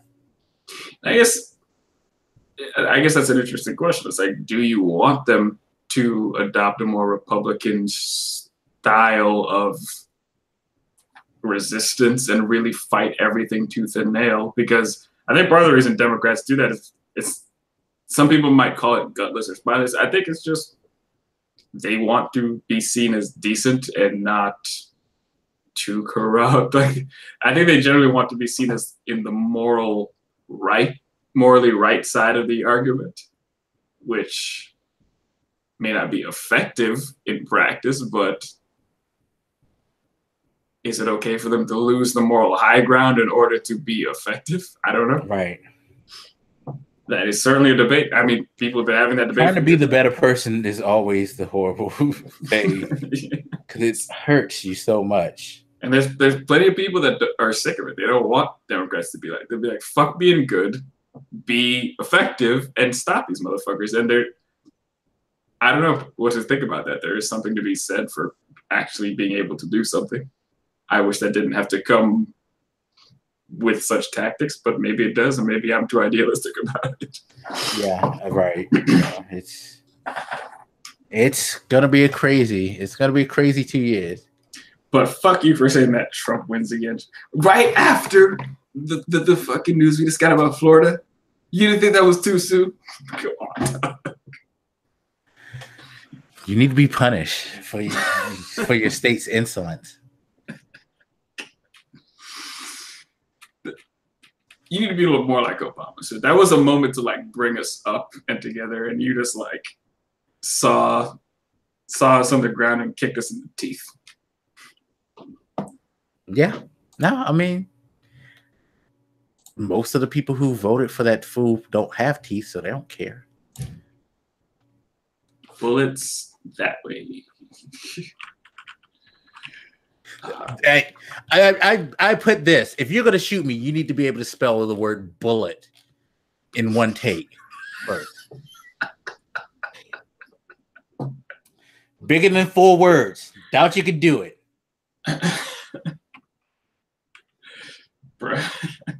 And I'll even spot you one. There's no I in the word.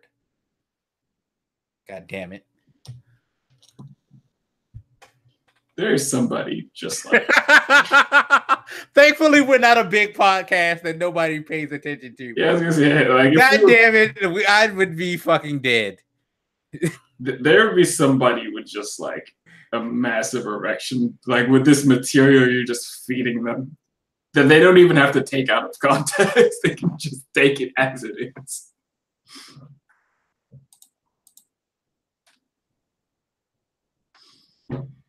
But all right. So before we wrap up, game of the year. He's gonna win. He's gonna win too. Is Red Dead Redemption in the running? So far, yes. Simply for all the horse shenanigans. It's good. So far, the story's good. It's kind of overwhelming in some senses because it's like, yo, there's so much stuff. There's so much stuff they don't tell you about. Like, I was Googling it. Remember I told you I lost the pelt or something? I was Googling it, and they were like, if you meet the trapper, he can give you a pelt back. Like, where's the fucking trapper? So I've yet to meet the trapper. And there's so many systems like the cores where you have to eat, drink.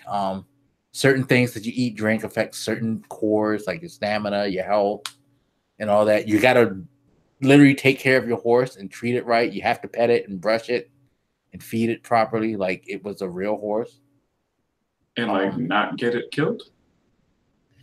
That helps. I mean, even though that wasn't my horse, so I don't have to worry about that. That was somebody else's horse that got killed. You're a real dick. My horse is still alive. For those who don't know what we're talking about, I would go watch some of that Scream. Yeah, I will be fucking doing the replay for the Extra Life thing because I'm trying to encourage people to continually donate to Extra Life. By the way, they're over $9 million for Extra Life. What we want to see of them is hit the $10 million mark before the end of the year. So please continue to go to the Extra Life, extra-life.org. and donate so they can reach that. It could be really cool because this is their 10th anniversary.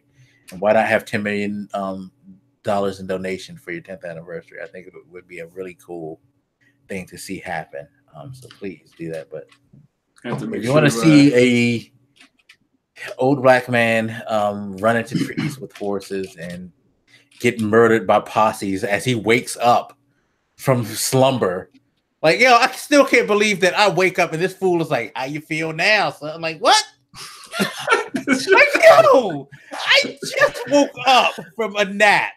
Fucking leave me alone. That shit was gold. My God. But yeah, it was ridiculous. Definitely watch that shit, guys, because that shit was the amount of shenanigans that happened because Black is a dick and punched a horse one time. I didn't mean to. Bro, they hunted you down like you were a terrorist. Like I fucking robbed the bank. Like, yo, I just punched the horse. Why do I have a $180 bounty? Well, the $180 bounty came from the fact that when they were chasing me, I decided to shoot back and murdered. But even then, there was like an army that came after you. Yeah, no, they sent their whole fucking legion. Yo, it's not that serious. Y'all had roving gangs waiting for me. They courted you in the fucking hills. Right. That is one thing I love about the game is like the AI seems really fun because like when they chased you out of the town, the other ones came up and like they just courted you in this like mountain range. And I'm like where I feel like I can't run nowhere. The horse can't do that. Like then they shot my horse from under me, which made it worse. So here I am on foot trying to run from these motherfuckers. Like, yo, what am I gonna do? And when they found you again in the fucking woods, yo, these guys were like ninjas. They just came out of the fucking trees. And I they don't sent know if that you saw dog the after your last ass. bit where, like, the last mission I did where I saved my friend, and I was like, I'll stay around and look for some stuff. So I was like, all right, I'll look for a couple of things. And damn me if I only checked 2 bodies, and they were like, yo, the law's coming. I'm like, are you fucking serious? Like, I only have 2 minutes, and like the gang is here. So I had to make a run like across the river, and then finally I got away from them. So it's like, fuck me. Oh shit. So now I have a $300 bounty that I have to pay off, and I only have like, because a fool had me shoot up a town to make him get it so he can get his guns. And now I have to find $300 to pay off that bounty because from now I'm hunted until then. For those who aren't as familiar, that game takes place in like the Old West or whatever. So $300 is like a lot of money. That's a fucking shit ton of money. So that might sound odd to say like they're hunting him down. A $300 bounty is like having a $50,000 bond. Put it that way. They want your ass bad. Shit. So and they are. I think I said it during the stream. These guys are like they're like an elite. They killed me with a dog. They wake me up after I'm asleep, shoot at me, and then send the dogs on me to finish me off. That thing ripped through your throat like a sheet of paper. That shit was great. What the fuck? My favorite part of that whole scenario in the woods, you finally realize that this is happening, and you're like, you're in a bit of a panic. You're hiding behind this tree. You're like looking around to see like where they are. They're all fucking over the place. You look down, and this fucking dog just jumps up and goes. And so he climbed up from underneath the dirt, just jumped up and ripped through your neck.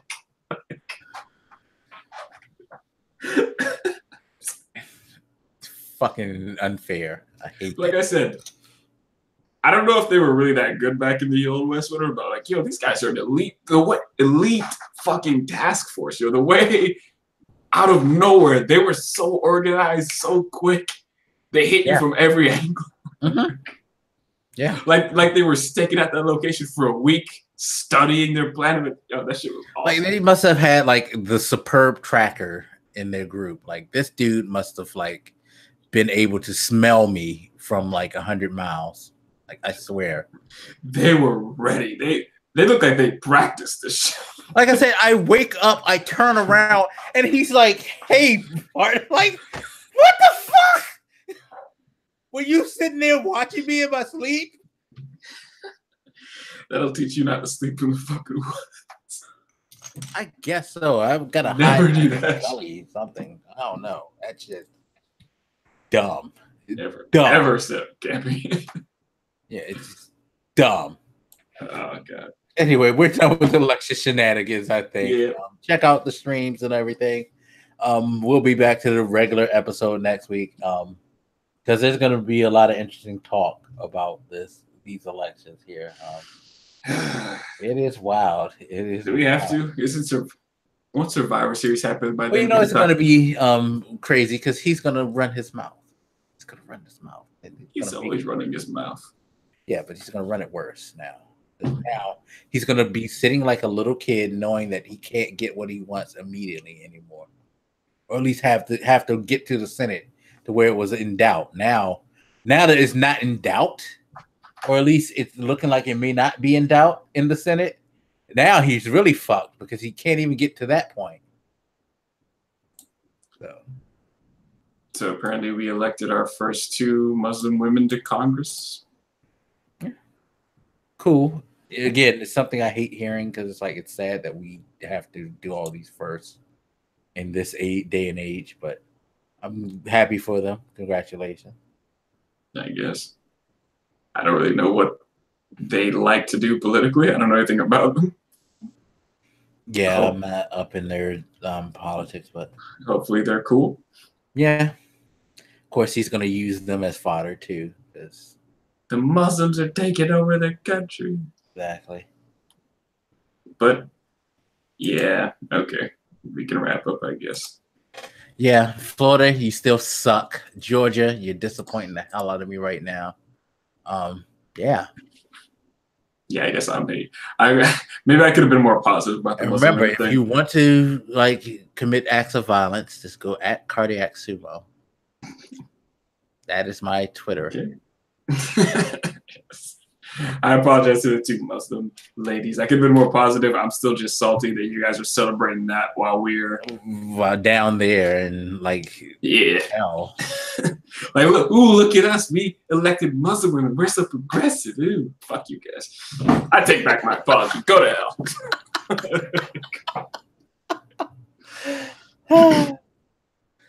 Your state's not even red. It's just like I feel like red it's enough. some, like psychedelic color to like match the drugs that most of the people down there must be on.